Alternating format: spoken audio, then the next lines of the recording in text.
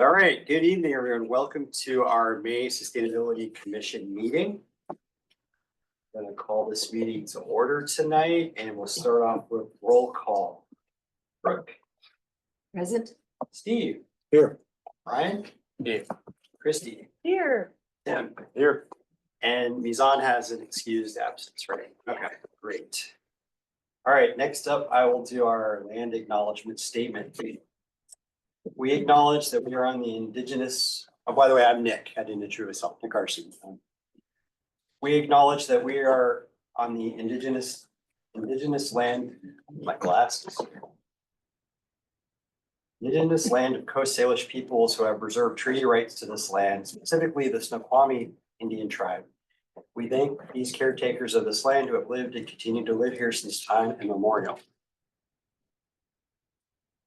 Okay, has everyone had a chance to review the agenda for tonight?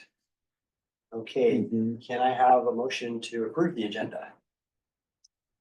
I move to approve the agenda. Okay, all right, anyone second it? I'll second. All right, our agenda's approved, and then we'll go back to our meeting minutes from last time too. Can I get, hopefully everyone's had a chance to review them. Tim? Motion to approve the minutes from last. Okay. Can I get a second? All right, so our minutes from our last meeting are approved. That's terrific. We've got a jam-packed schedule tonight, but I wanted to introduce, is it Audrey Starcy? Yes. She's the Public Works Director for the City of Sammamish, and Greg Stamatio. Pretty close. I- Stamatio, and you're the Deputy Director, correct? That's me. Okay, great. Well, welcome to our meeting, and we're looking forward to your presentation. Thank you. Yeah. We have public comment. We do, yeah. So before they get Oh, started, we just. Forgot about the public comment. Yeah, no Yes. worries. Sometimes we don't have it at all, so.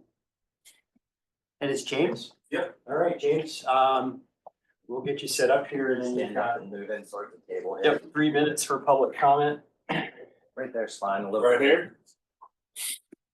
Yeah, wherever you feel most comfortable. Sometimes folks will stand right at the end of the table. I've never done this before, so no, just kidding. I'll give you a 15-second warning if you Oh get yeah, that. what's my time limit? 3 minutes. 3 minutes, Yeah. all right. Go ahead. James Eastman, East Lake Sammamish Parkway. I'm down on the parkway quite a bit, and one of my favorite things to do is to e-bike. So it's a game-changing technology. If you guys haven't done it, it's addicting, it's addictive, and it works out for all ages. So it's part of this bikeways and mobilities plan. Like if you guys go down on that trail at any given time, there's hundreds of people out on e-bikes, walking. You can e-bike from, I've left my house many days and go to UW and back. Sometimes I do a one-way ride all the way to West Seattle, through downtown, stop at the lock, stop at Gasworks Park, stop at Elliott Bay, and just do it all, especially when I have tourists in town and we go back in a car. But it's a game-changing technology. It's a lot of fun.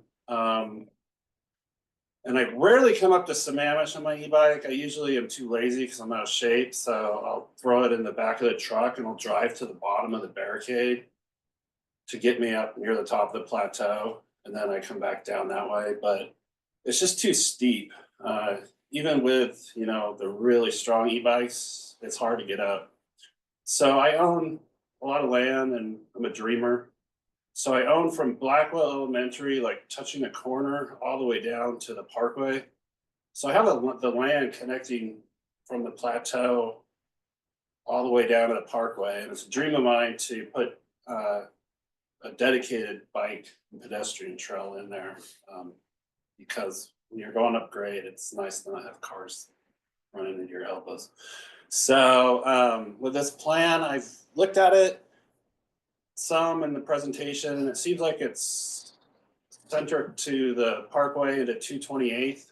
I'm not sure if we're leaving out the trail because it's King County property and it doesn't fit into our plan, but it's definitely a huge amenity. So if you can get to it, like that should be a goal of our city, to just expand on that. Because once you're there, you go to Issaquah, you go to Redmond, you go to Seattle, all on a bike or on foot. So I hope that you guys keep that in mind when you build this plan out, because we already have like one of the best bicycle amenities worldwide, like already in our city. So thank you. Thank you.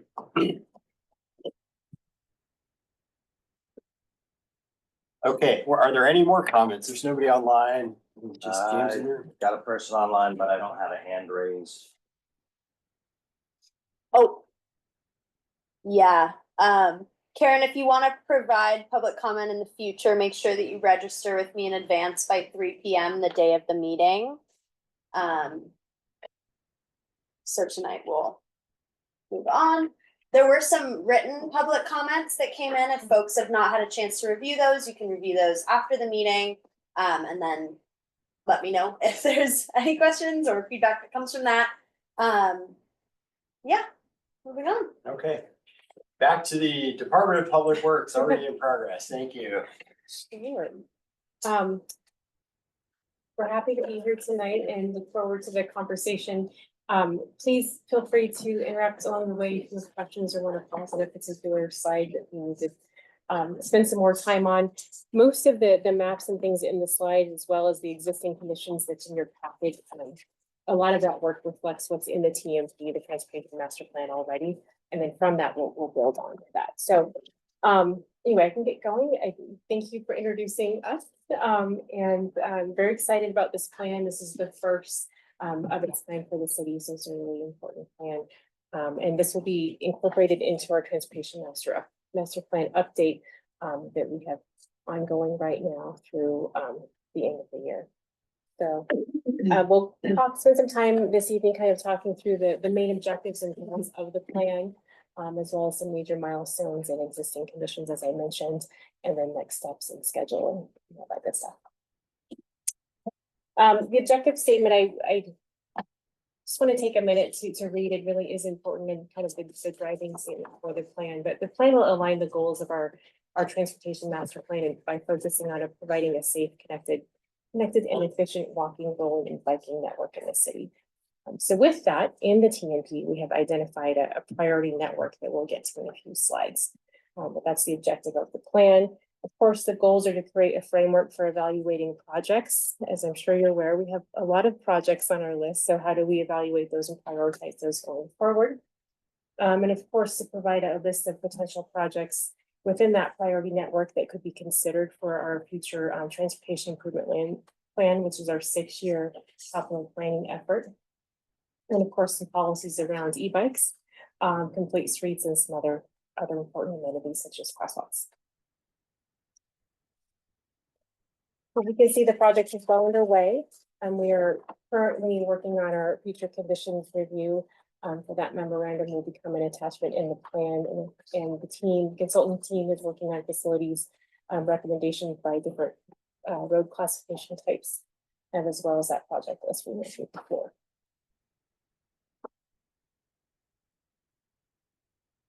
So this map should look familiar. This is taken from our Transportation Master Plan. This is our pedestrian priority network as defined in that plan.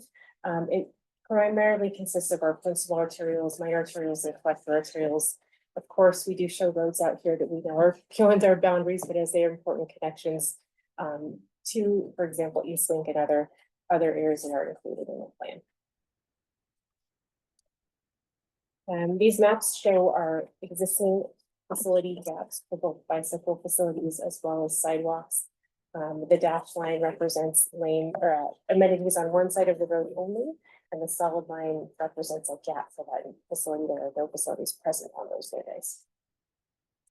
With bicycles going on the left and sidewalk gaps on the right. I'm sorry, what's the difference between the dash lines and the solid lines? So the solid lines represent a bike lane or a sidewalk on one side of the road, but not both sides of the road. Okay, And the solid lines, there are no facilities present, so no sidewalks or no bike lanes. thank you. Giving you an overview of opportunities. Sure. So our level of traffic stress is how we measure different things in the city in terms of bike and pedestrian movements. It's a comfort-based rating system, and it's something that most agencies utilize the WASDOT methodology as they do as well to manage. This is detailed in our Transportation Master Plan, but thought it would be great to kind of remind you of what that is and what it looks like.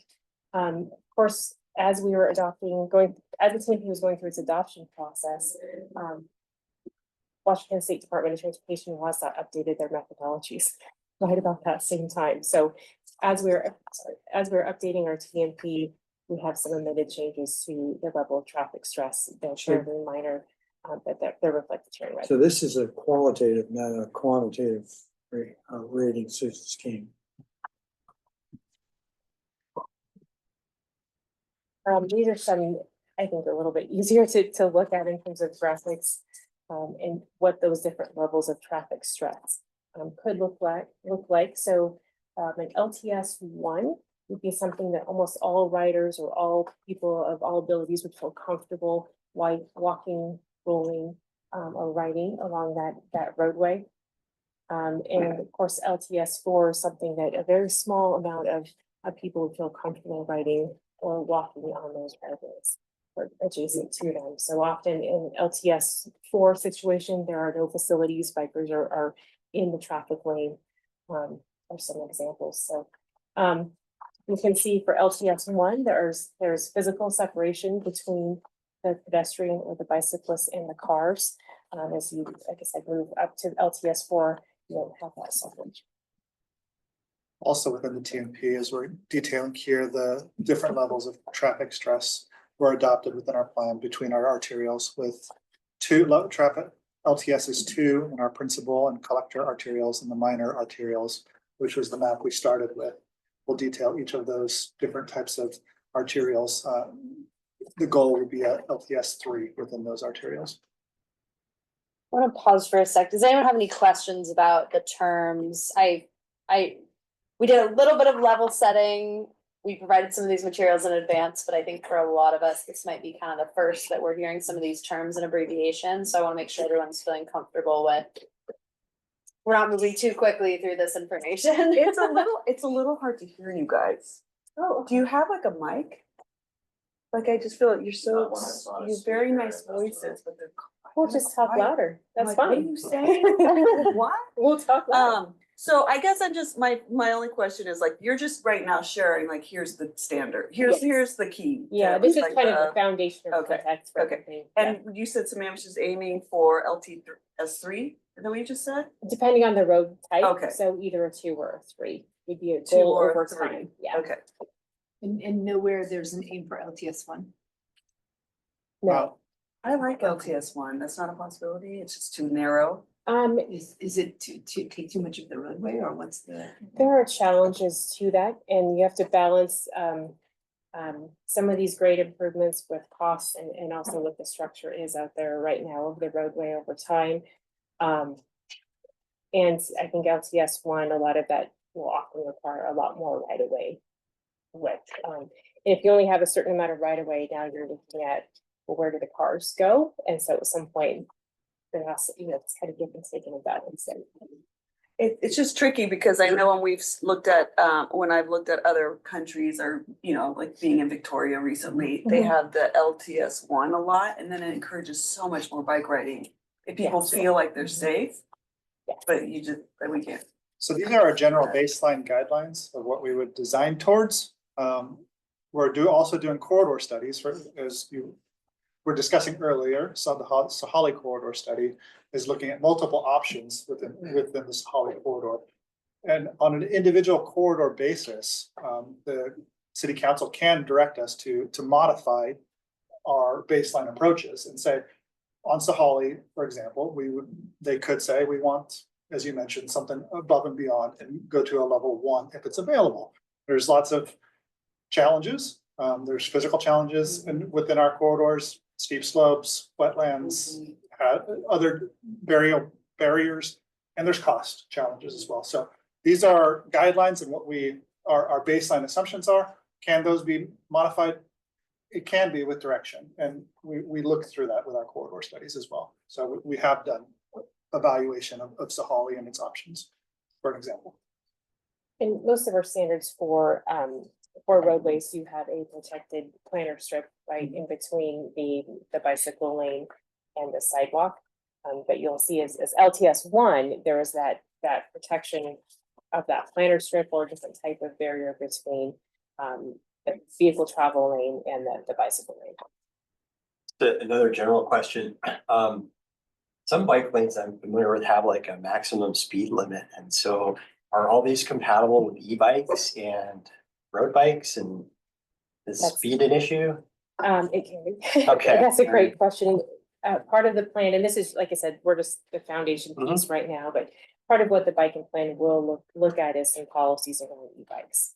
There's different classifications of e-bikes and how fast, should they be going in different areas, and so that work is being done right now in the plan. Or there would be like a speed limit for a particular trail or? Yeah, so it'll look at all that. Okay. A couple questions. Yeah. Is the actual speed limit of the road factored all into the stress level? It is. Yes. That is, Yeah, okay. yeah. And then for the pedestrian one, the walkers, the difference between 1 and 2, is it the center strip? Center Island, correct? That actually makes people feel safer walking on the sidewalks? It creates a narrower travel lane as well, and often with that engineering design, cars will travel. Cars go Designing slower. the roadway for cars to go slower. And it's technically a barrier also, in case The cars going the other direction. someone falling asleep at the wheel, and anything else that could take their eyes off the road as well, provides that extra level. There are a lot of modifications. This is just one graphic that shows a handful of examples.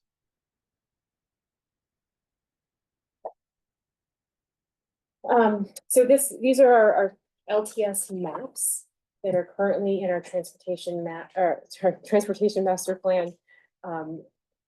This just shows our priority network. Again, those are our arterials and collector roadways with the higher traffic volumes that move people and goods throughout the city.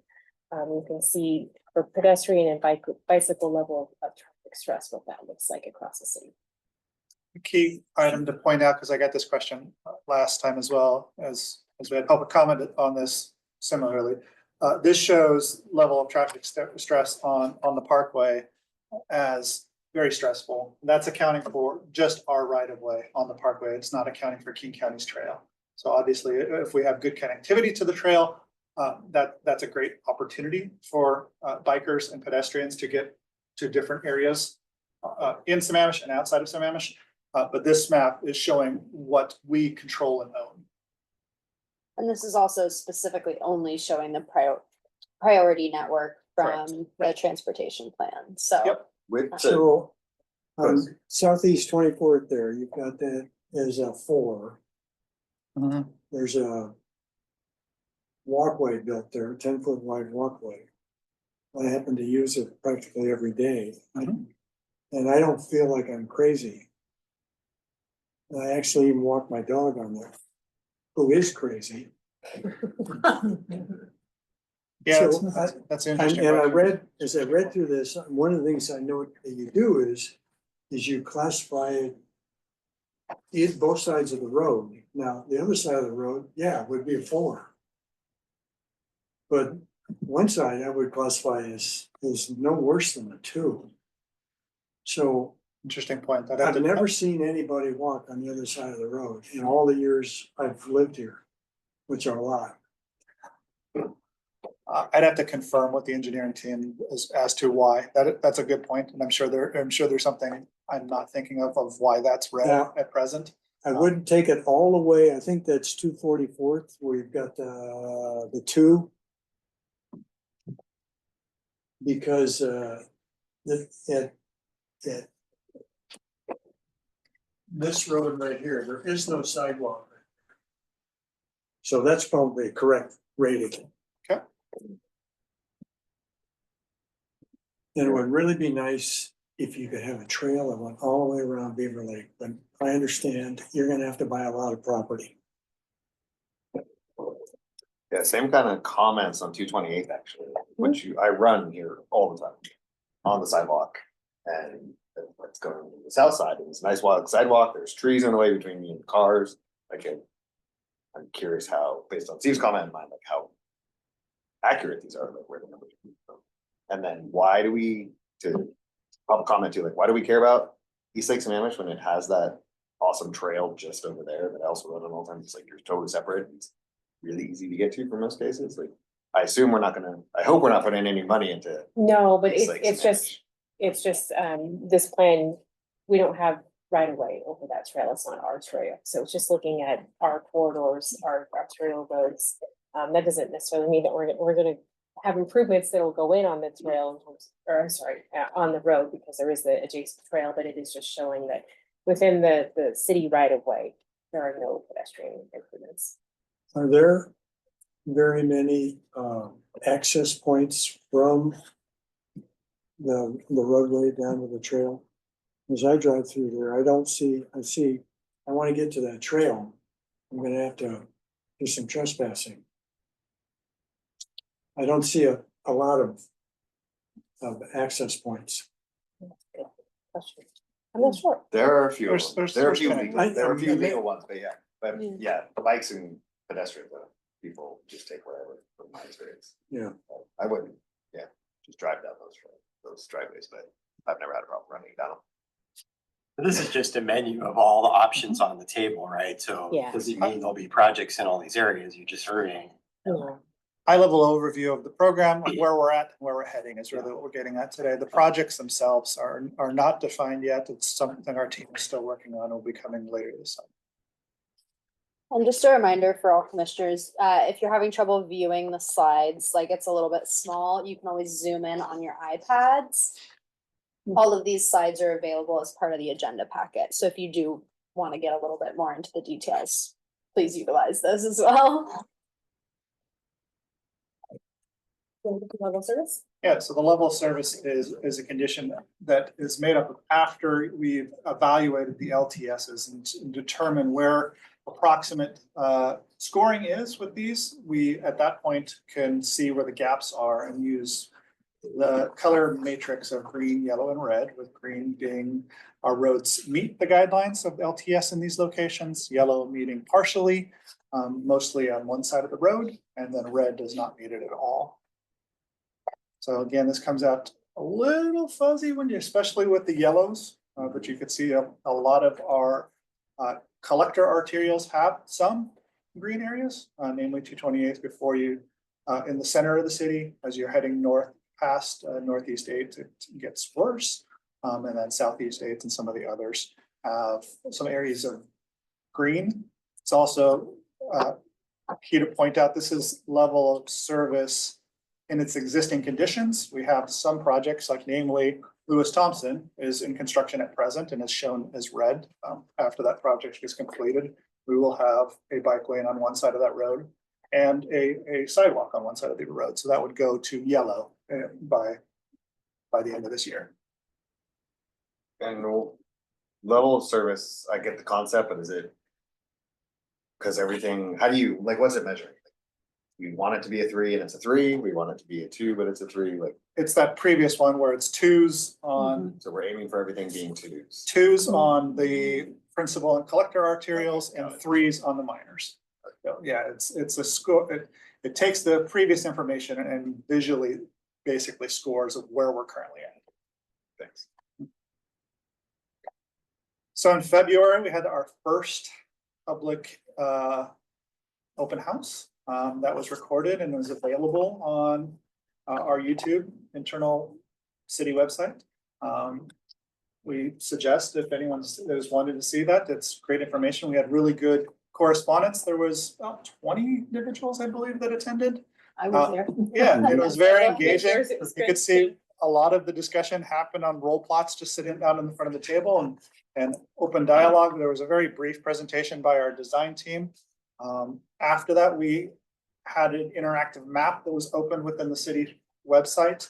We received, should have had that memorized, but I apologize. 260 comments from over 100 unique commenters during the open comment period. This map is closed for new comments, but if you want to go onto our website, which will show you how to get there at the end, all the comments are available to be seen. You just click on any of these. And so all of those comments are being consolidated by our design team, working with our transportation planning team.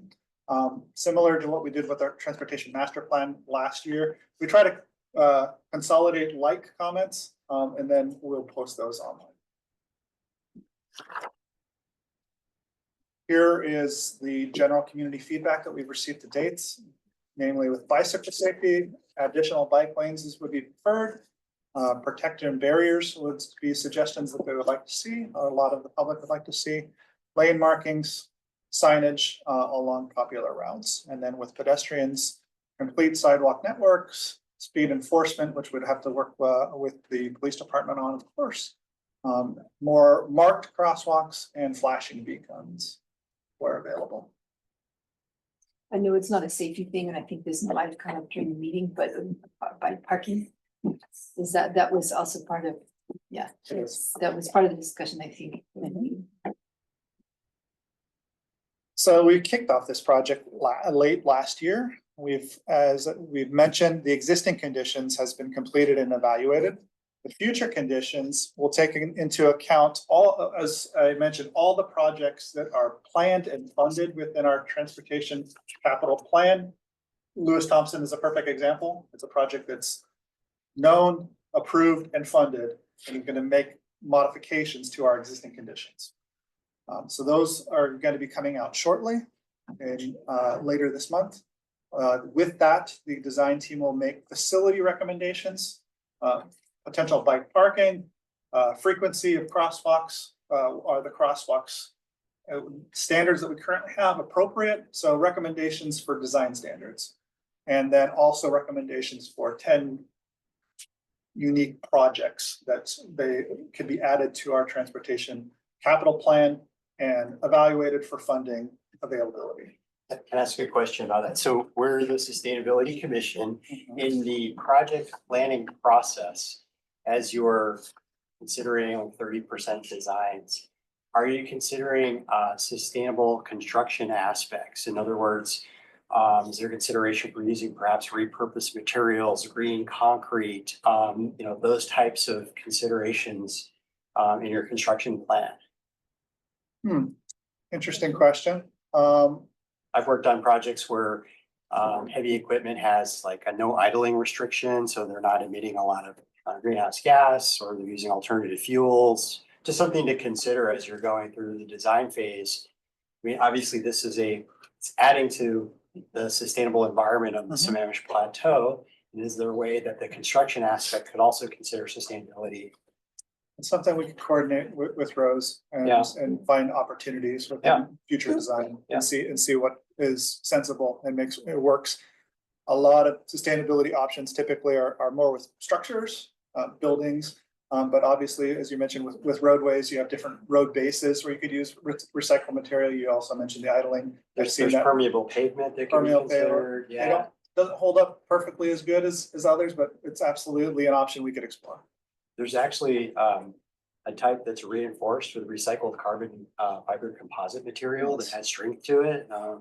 Yeah, you can get very creative when you're trying to incorporate sustainability in a construction project. So thank you for the recommendation. So that is coming this summer. We're also looking at this summer having a second open house with the public as well, hopefully in the June-July timeframe, and that's detailed on the next slide. The next slide. We're aiming for June before the schools are out for the summer and hopefully folks are around. And just to add to your comment about pavement, we are also working on our pavement management strategic plan right now. So that would be a great opportunity for the state to look at different materials with our pavement plan as well. So yeah, I mean, it blends into so many areas, stormwater management and control, ensuring that our aquifer stays, at full capacity. I'm happy the city is considering things like that, right?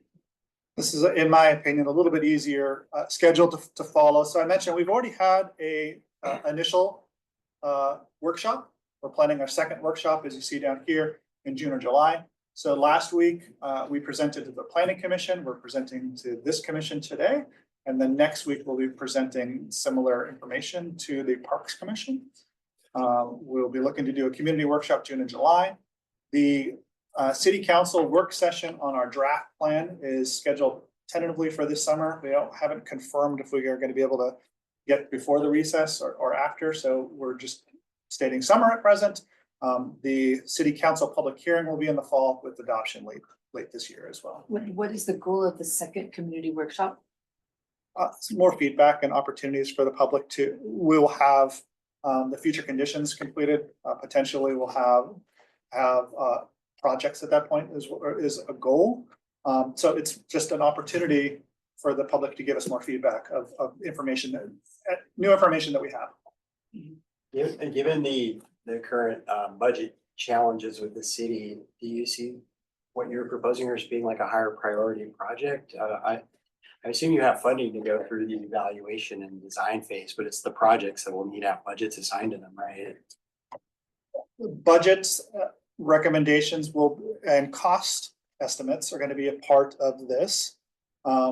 Getting it onto our TIP, our Transportation Improvement Plan, or our CIP for our transportation projects allows us to go after grant and additional funding outside of the city as well and get up. So it's an important component to have a completed adopted plan. Sure. Prior to getting any grant funding. Yeah. And projects are added for consideration and funding on our 6-year plan based on prioritized criteria. So we look at the same criteria for every larger type of project. We have a separate criteria list for our sidewalk program. Those are criteria that are really meant for our sidewalk gap program. So something that's really somewhat kind of quick to design, build, usually typically in a year. That has a little bit different criteria, but other than that, all the other projects on our 6-year plan utilize the same criteria. That's interesting. You mentioned a 6-year plan, because I remember when the city manager, Scott, I asked Scott a budget type question, and I understand the city only establishes a 2-year budget. Yes. And I was confused because long-term projects like this need much longer lead on planning, right? And so, okay, so the Public Works has like a 6-year project estimating planning process, even though only Yeah. 2 years might be funded at a time. Yes, and Okay. we're happy to send out links over to Rose too. So we have a transportation improvement plan, it's a 6-year plan, a stormwater improvement plan, and those are both incorporated into the 6-year citywide capital improvement plan, which is included in the budget book, if you look at the budget book online. Although we only have budget authority to spend for those For 2 2 years. years. Okay, Yeah. got it. Yeah, thank you. But we always need to, as you said, projects take much longer than 2 years for the Okay. most part. I mean, they take 6 to 10 often, so we need to plan for those quite a ways out. One And of a the, project such as Sahali has a long-term phasing plan, right? As soon as that alternative, for example, is selected, we'll look at the phasing plan and it may take, 10, 15 years depending on the scale of project. one of the primary tasks of this committee was to reduce vehicle miles traveled 30% by 2030 and 50% by 2050. Good way to reduce vehicle miles traveled is to reduce lane miles. Don't imagine it would be readily accepted by our residents to all of a sudden have 228 go back to a 2-lane road from a 4-lane road. But my point is I suspect sometime in the future, you're gonna get asked the question, why do we need all these lanes? Why don't we just repurpose them for bicycles and people when we're gonna be reducing vehicle miles traveled in the future?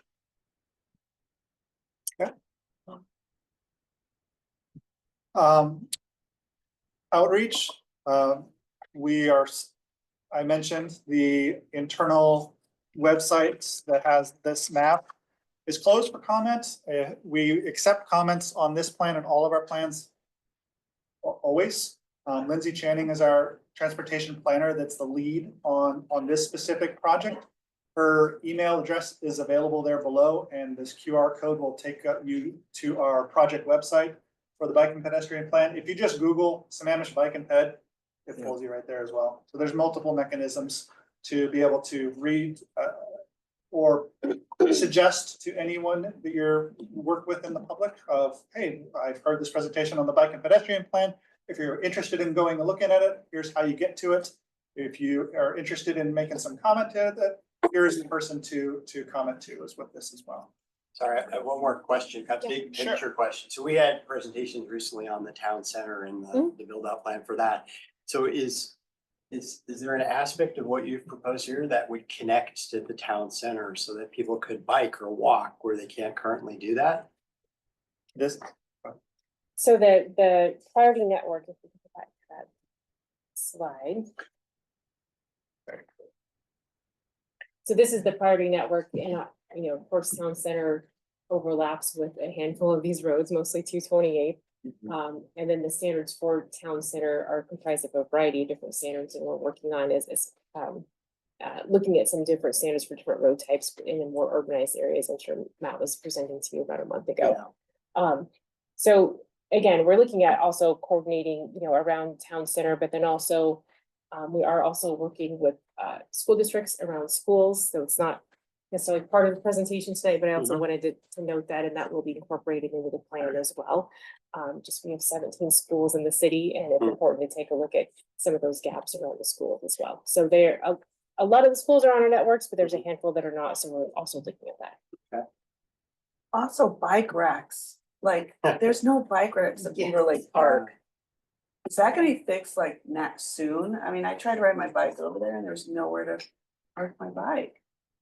Is that part of your plan or no? Recommendations for facilities is part of the plan, Is that a facility? a bike facility, yeah. a Can bike we rack. do that soon? Like, it's like, everyone wants to go to that park. There's nowhere to park a bike. We have to, we have to go through the process. The plan is gonna make some recommendations with that. Can we install a bike rack? Yeah. We can't, a bike rack can be installed, but it has to be we have to coordinate with Parks Department. The Parks Department is the one that's in charge of the parks. But also that said, we don't want to just install something to do a Band-Aid fix. It needs to be the correct bike rack that meets a standard that is consistent with what our overall planning is. So in like 6 years? Is that the plan? I'm just asking because it seems like such a wonderful way to get people on their bikes now. Go to the park. And right, to get from like Klahani to Beaver Lake Park, for example, it's really easy. Yeah. But then like, it discourages people from doing it. They have no safe place to put it, I don't think people are gonna drive a $2,000 e-bike and not have a place to park it. You know what I mean? So Understood. that'd be a great way to I don't know, if we could bump that up somehow, just to get people on their bikes now. And I'm curious, I don't know, Pine Lake Park has a bike rack? I don't know. Have you guys looked at all the parks? Hopefully that one has one? Sure. Do you guys know? I think it does. I can- Pine Lake? It seems like it would, but I don't. You could go around and check it out. Yeah, Which one? yeah, you would You would think, think, yeah, it does. I could ask Lindsay to look into it. Yeah, that'd be great. That'd be great. I bet you're gonna get a lot of these same questions from the Parks Commission next week too. Perfect. Yeah. So that's the end of our presentation. I'm just gonna stop the share so that I think we had one person online. If anyone else is watching online, they could see the table at this point. So we had some suggested questions, but we could take any other questions if you have. I have another one. When you get to, so I think the state of the plan now is like, or where you're at is, let's get a sense of what's out there, what exists. When you get into prioritizing projects, what is the framework for that? And to Steve's question, how are you going to take into account the goal of trying to get people out of cars and onto bikes and peds? Like, where do you think the big opportunities to make that actually happen with these investments are? That's a great question. Yeah, a lot of these projects also have to balance our other level of service, which is our vehicle level of service as well, right? So that's why the TMP looks at everything. In terms of prioritizing projects, we are also looking at our criteria as well. And ultimately, we propose a 6-year capital plan that council adopts. At the end of the day, part of that process with public input is council adoption of that plan as well. In terms of reducing vehicle miles traveled, I think it'll be interesting to look at with this bike and ped plan, the different types of projects that would make the most impact in addition to our criteria that we have. The 10 proposed projects that the design team is working on will not include some of our corridors that we're already setting, like Sahali, that we know we have constraints on that we physically would not be able to reasonably build to our full standards currently. So it won't include those projects that we're already setting in a different way, and it'll focus on other areas of the network too. And then, like I said, utilizing our existing scoring, they're also the design team and consultants are looking at our scoring as well. See if there's different ways that we need to look at our scoring a little bit differently for some of these schools, which would, at the end of the day, hopefully more facilities would drive, reduction in vehicle miles traveled.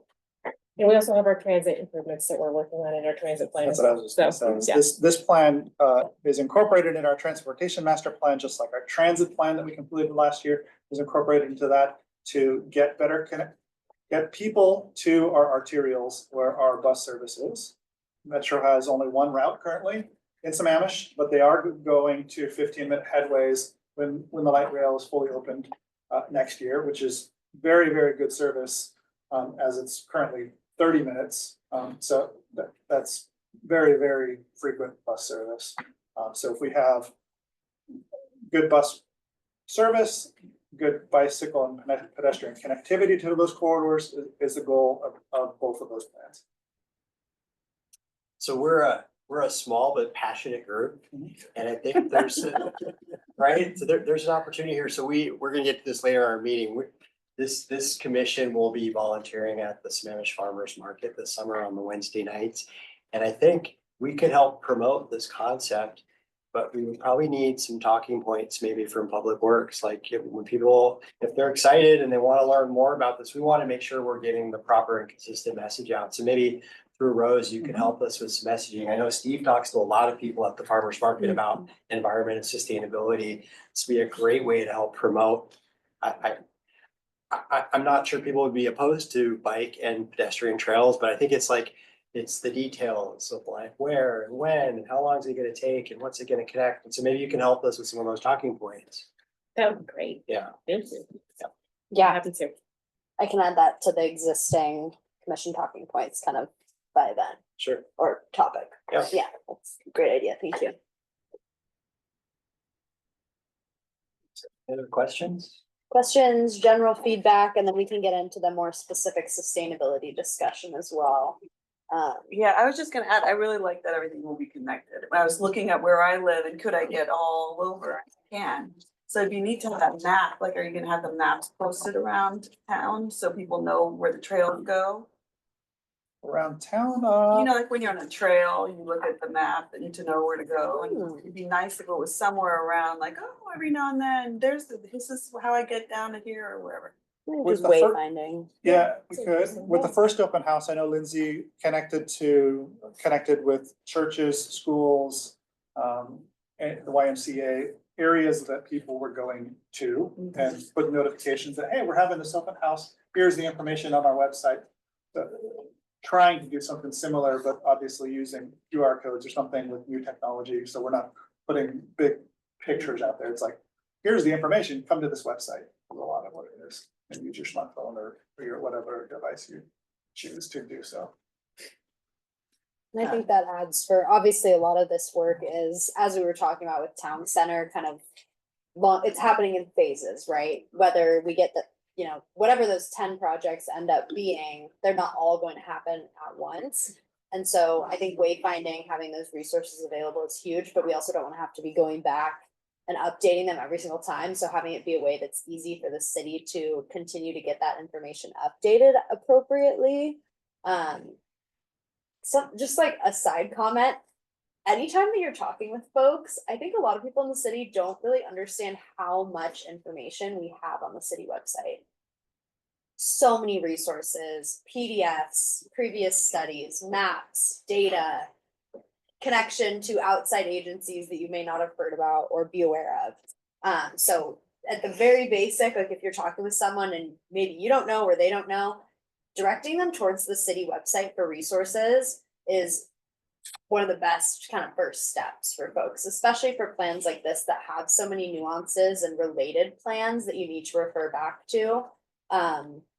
Sometimes the city website is not like the most intuitive, but once you actually get into it, these plans and these connections and the links are pretty accessible, and you can have multiple tabs open and send those links pretty easily to folks who might have questions, whether that's in your HOA, your PTA group. We really do want to be directing folks to the city website and having the community utilize that as a resource. There are a lot of resident inquiries that I get where it's a quick, here's the link on the city website. All the information you need is right there. Yeah. So I anticipate you would have something similar once the plan is complete for folks to refer back to. I know you two had the discussion questions at the end of the slides. Were you looking for specific feedback from the commission? You know, we're here to support and provide recommendations, get the word out to the community. You know, if there's high level takeaways that you want this group to have, I think now would be the time. I think we had a few prompts just about if you have a top priority for pedestrian or bicycle mobility or connectivity. I know many of you attended the open house earlier, so you may have already submitted your comments, but happy to hear from you about some of your top priorities. Well, I think, I mean, one of them is, you mentioned was, you know, reduction in vehicle miles traveled, so. If you've taken a look at the climate action plan, you know, that's one of the areas that we're tackling this year, and so it would be interesting to know how the projects that you've identified would help the Sustainability Commission in meeting the you know, the climate action plan goals, right? I think by connecting all these, they will. I would love a priority to pick bike racks at the parks, make sure they all have bike racks, and I could start writing right now. I'm serious, like that's a low hanging fruit thing, you know what I mean? Yeah. I love that. And connecting the schools, so the kids feel safe. I know in Challenger, in Klahani, a lot of the kids ride their bike because they can't, it's so safe. You know, and maybe kids here, if they felt safe, they would ride their bike to school. So I like that you focus on schools. But I think the e-bikes, as we heard earlier, add a whole new dimension to this, right? Because we live in a really steep area, Yes. right? And it's hard to get up and down the plateau. So as e-bikes become more common, that might be a great way to get to the train station in Redmond or go down to Issaquah. And so there's big opportunity there for e-bikes and as long as the trail use is compatible. If you got somebody blowing by 20 miles an hour on an e-bike and you've got like a child, you know, on a little starter bike, you know, there's all those types of considerations. I mean, I've experienced that on the Burke Gilman Trail where you've got like professional road bikers just flying down the trail and it's narrow and you know, all these people. So what might happen is your plan might become so popular that now you got a congestion problem on the bike and pedestrian trail, right? That's a great problem. Well, In 6 years. Another thing I would suggest is you've got a map here that shows various quality on existing roads. And I know that there are adjoining communities that might have a path through from one community's cul-de-sac to another one. I appreciate that we're a city of cul-de-sacs. I know I can walk here, I can walk to City Hall, if I take the roads that you've outlined there, it's a 2-mile walk. If I walk through my neighborhood into another neighborhood, it's a 1 mile. And I would like to see a map that shows how people could be taking all these shortcuts on, you know, without trespassing on right of ways that are legal. And maybe have one of those for pedestrians and I don't know, maybe the same one would be for bicyclists as well. But I think that would be a huge benefit. And you might all of a sudden see that, wow, there's a lot more interconnectivity on foot and on bike than there is in a car.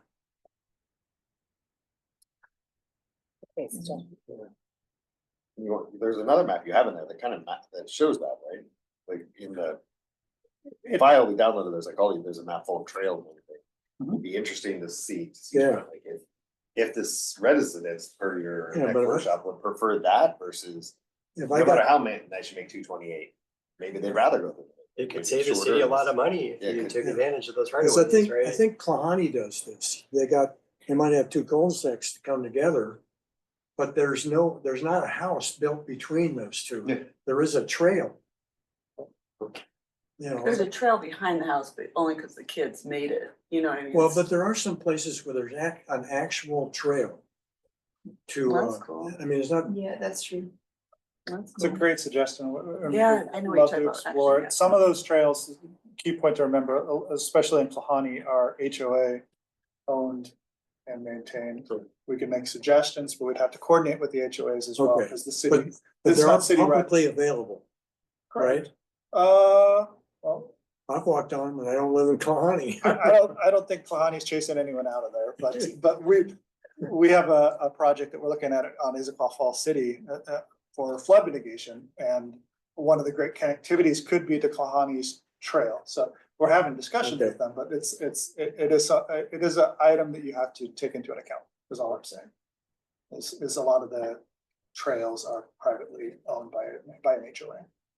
Yeah, I appreciate that, but that'd be a good, it seems to me, we're also a city, not only of cul-de-sacs, but of HOAs. Mhm. But might be a great discussion with a lot of these HOAs. And I can see this as kind of a roundabout way to reducing vehicle miles traveled.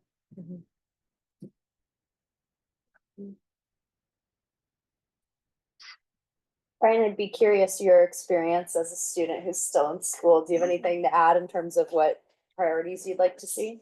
I guess like a question I have was that like for the type of roads, right? It's mostly based on like the speed limit for areas, right? So like for more neighborhood style, it would be like, or for like places with like higher speed limits, the road tendencies, like the road maps, it would more likely be more road instead of greenland or. I think what you're asking is the level of traffic stress higher or lower on an arterial based off of speed? Yeah, like this. Speed's a component of it. You saw our initial evaluation is on our arterials. As I mentioned, the LTS is for two of the arterial classifications, which is principal and collectors is 2. Most of those roads, 228 Sahali has different design levels. Some of Sahali or 228 has center islands, bike trails, and sidewalk. You get further on, some of it isn't. So there's a mixture of design that we're trying to confirm the gaps and come up with a plan to make better connectivity throughout these arterials. But you're correct. Speed is a component of that as well. And that's taken into account with the scoring within this. And when everything's like done, how do you think you will be able to like give this info out to like students so that they actually go on these trails? You have to go to the website, sounds like. I don't know if they usually. They gotta go to the website.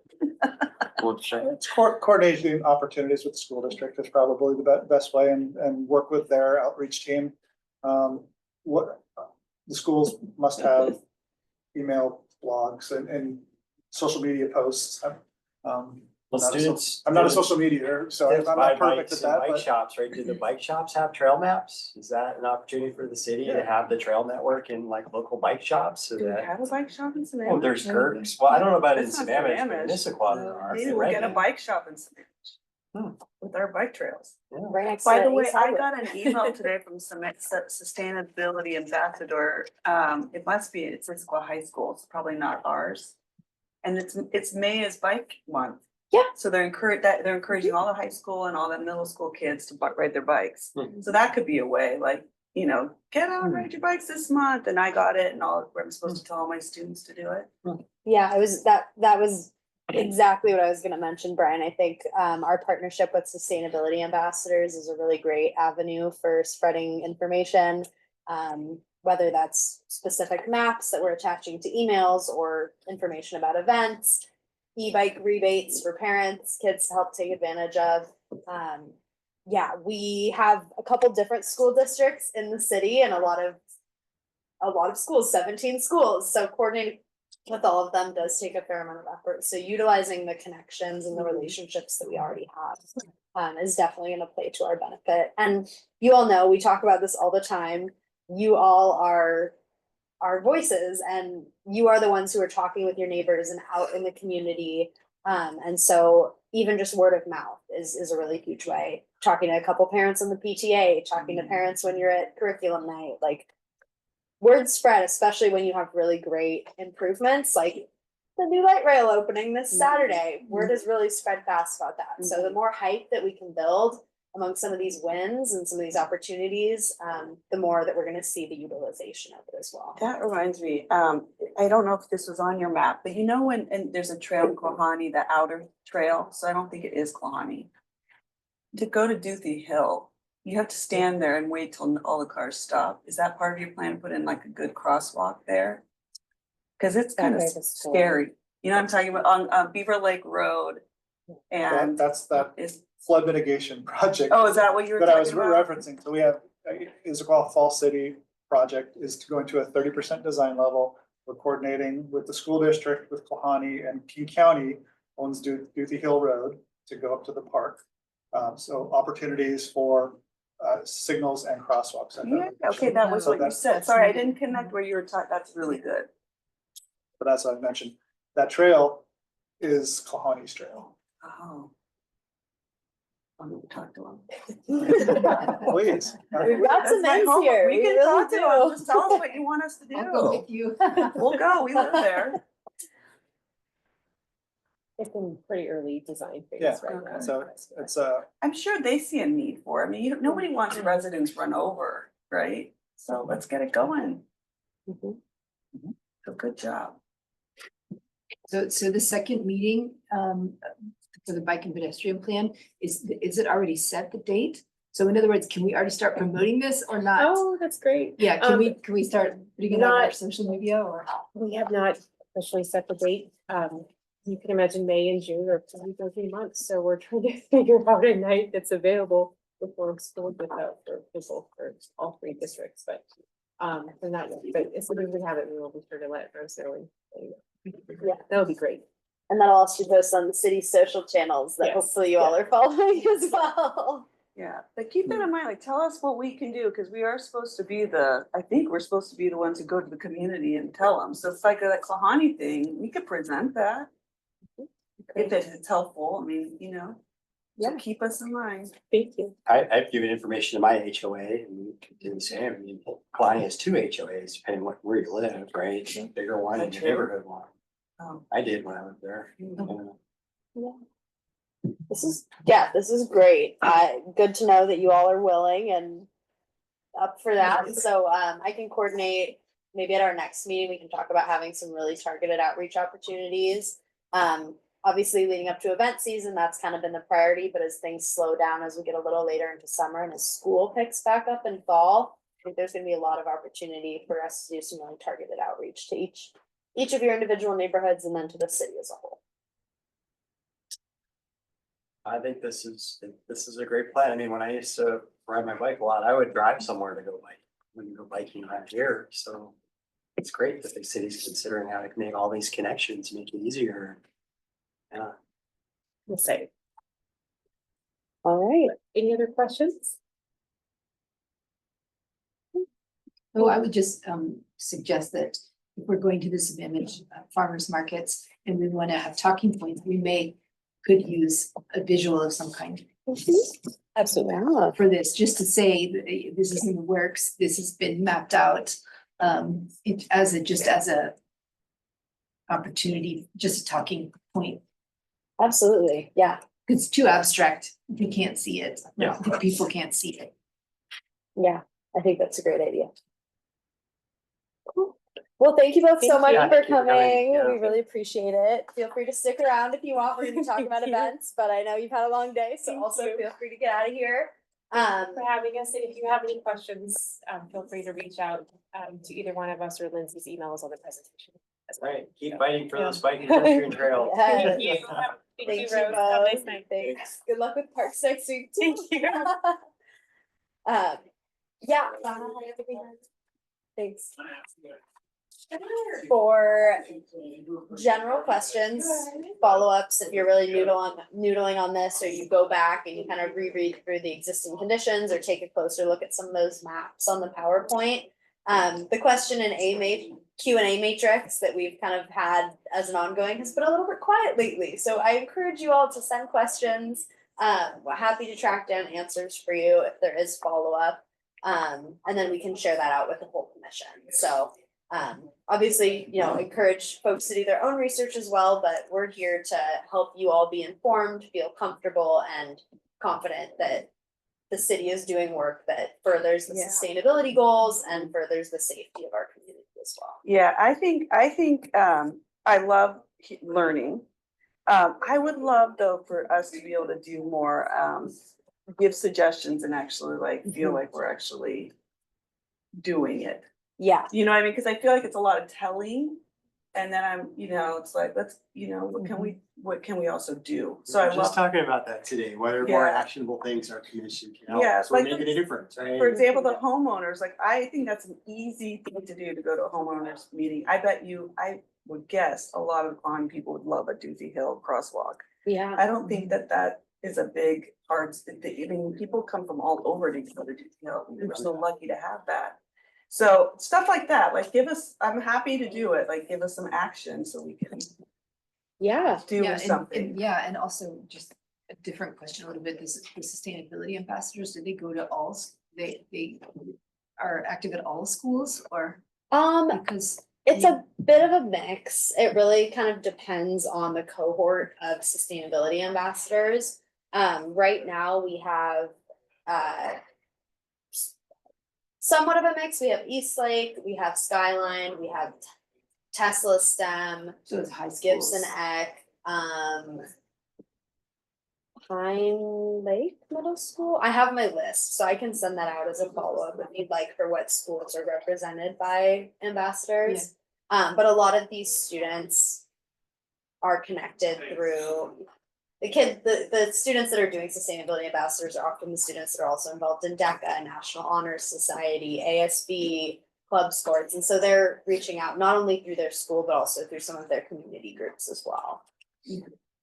Okay, so I mean, if there's not enough coverage or you want us to show up at Yeah. a school, I'm sure we would do it. Yeah. Absolutely. Yeah. I think right now we've been really focused on some of these community events that exist that are already happening. But as we continue, we're in year 2 of the commission. I love the energy and passion. I think at the beginning there was a little bit of like, oh, do we want to talk? This is great. Would love to have you all out in the community, really having those conversations and taking the lead on that. And I will help facilitate, provide information, help you coordinate, schedule and all that. Because there's only one of me and I do have to be aware of my flex time and how Yeah. many events I can actually accommodate in addition to some of the policy and project work that's happening behind the Yeah, but I don't scenes. think you would have to go to all of them. Do you? You have to show up at what we do? I need to You check do? on that Okay. because you would be going as a Oh. commissioner in your official Oh. capacity.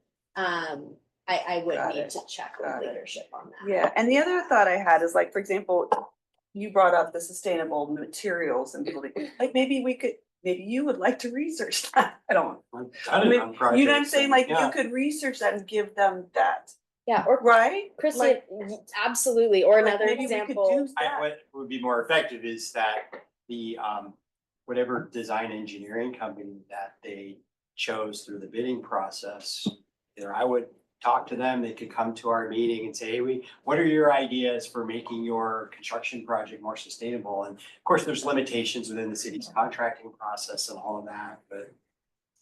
Yeah, but it'd be great if you have expertise in that, maybe you could, you know what I mean? Like, we could research it and come up with Send some ideas. information my way and I will get it to the folks that need to see it. I think this is kind of just a very nuclear example, but we all saw at Earth Day, or the folks that were at Earth Day, there were a lot of folks who biked there and had nowhere to put their bike racks. We ended up kind of using the Sustainability Commission booths as a bit of a bike watch space. So while everything that was shared this evening is absolutely true, we do need to be thinking about the long term. We are balancing the timeline of that project with some of those sooner priority items like sidewalks, bike racks are a good example.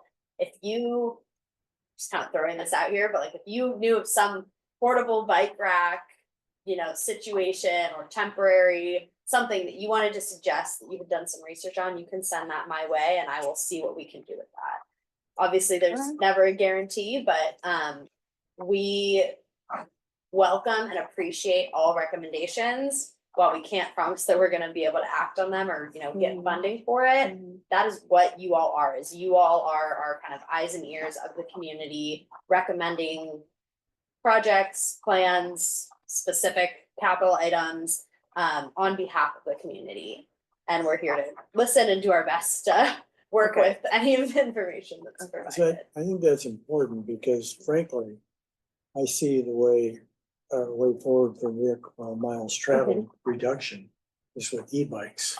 And as Christie's pointed out, who wants to just leave a $2,000 e-bike sitting in the middle of the field while they go? Fish at the lake. Yeah. Kayakers. Yeah, it's true. And there might be opportunities to partner with King County as well. You know, we learned, some of us learned, some of us know, but some of these trails are not city maintained or city property that we have to coordinate and request and, you know, make it happen. And sometimes that comes at the expense of other projects or coordination that's going on. But King County has really great bike lockers at a lot of these light rail stations, 5 cents an hour to lock up your bike at these automated bike lockers. So if that's something that the commission really wants to prioritize as we're looking at the climate action plan actions for the next year and the work plan, we can absolutely look into that and see about, you know, That sounds What expensive. are the city's rules about, let's say that, but we can at least look into it and get you that answer, right? Oh, hey, you know, we looked into it, it's cost prohibitive, so we need to Yeah. wait until we get this grant, or just maybe get there's a another bike rack. grant. Yeah, I like that idea though. Thinking out loud. what are the city's rules about, let's say, bike racks, okay? We'd like to have a bike rack at Beaver Lake Park. You know, Greg Cycle, hey, would you be willing to sponsor a bike rack at the park? You could put your logo on it, wouldn't cost the city any money. Now there's a bike rack, and of course, it would need to conform to whatever the city's requirements are, but is that allowed within the city context? I'm not sure. I'm gonna get back to you on that and I'll send out the answer in the question. And think about it, it wouldn't cost the city anything, and it's free advertising for a bike shop, and there's a bike rack at that location. I think the two initial thoughts I have on that is, one, it's public property, so I'm not sure what permitting might be required, so I would need to look into that. Sure. That will be part of my inquiry. Of course, yeah. And then two is, I don't know that the city can legally have advertisements for a private entity on public property. Okay. It's a pretty quick question to the clerk's office. I Yeah. think it probably is that's fine, but I don't know. I can't give you a for sure answer Right, tonight. right. So those are just the two kind of things. Yeah. They have signs along various roads about so-and-so real estate picks up trash on this road. Yeah, That's an advertisement. that's true. But I'm not sure the context of those. I'm not sure if they pay the city or if it's, I think yeah. my understanding is they just sign up to, go out once a quarter and pick up trash.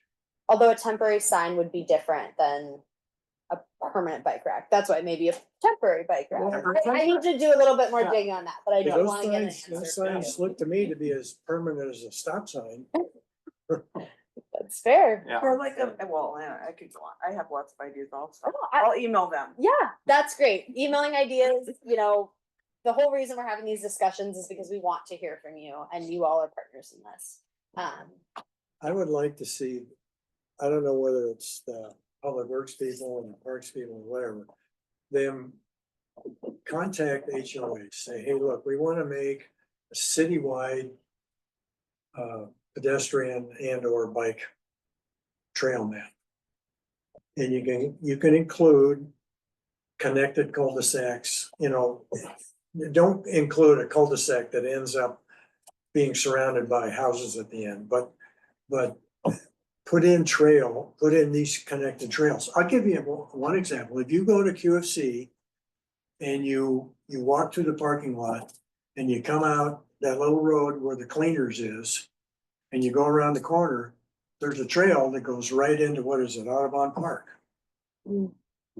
So you can now go from the QFC, you walk 10 feet along 228, and then you're on a trail that's gonna run you through Audubon Park, and you can just take the neighborhood streets to wherever you wanna go. There's those kinds of things that I'd like to see displayed or somewhere So Steve brings up an excellent point, and we talked about what's the juxtaposition between our commissions and the other ones. Is this an opportunity for us to have a joint meeting with the planning commission and say, we've got some ideas for connectivity and addressing the vehicle mile transport reduction goal?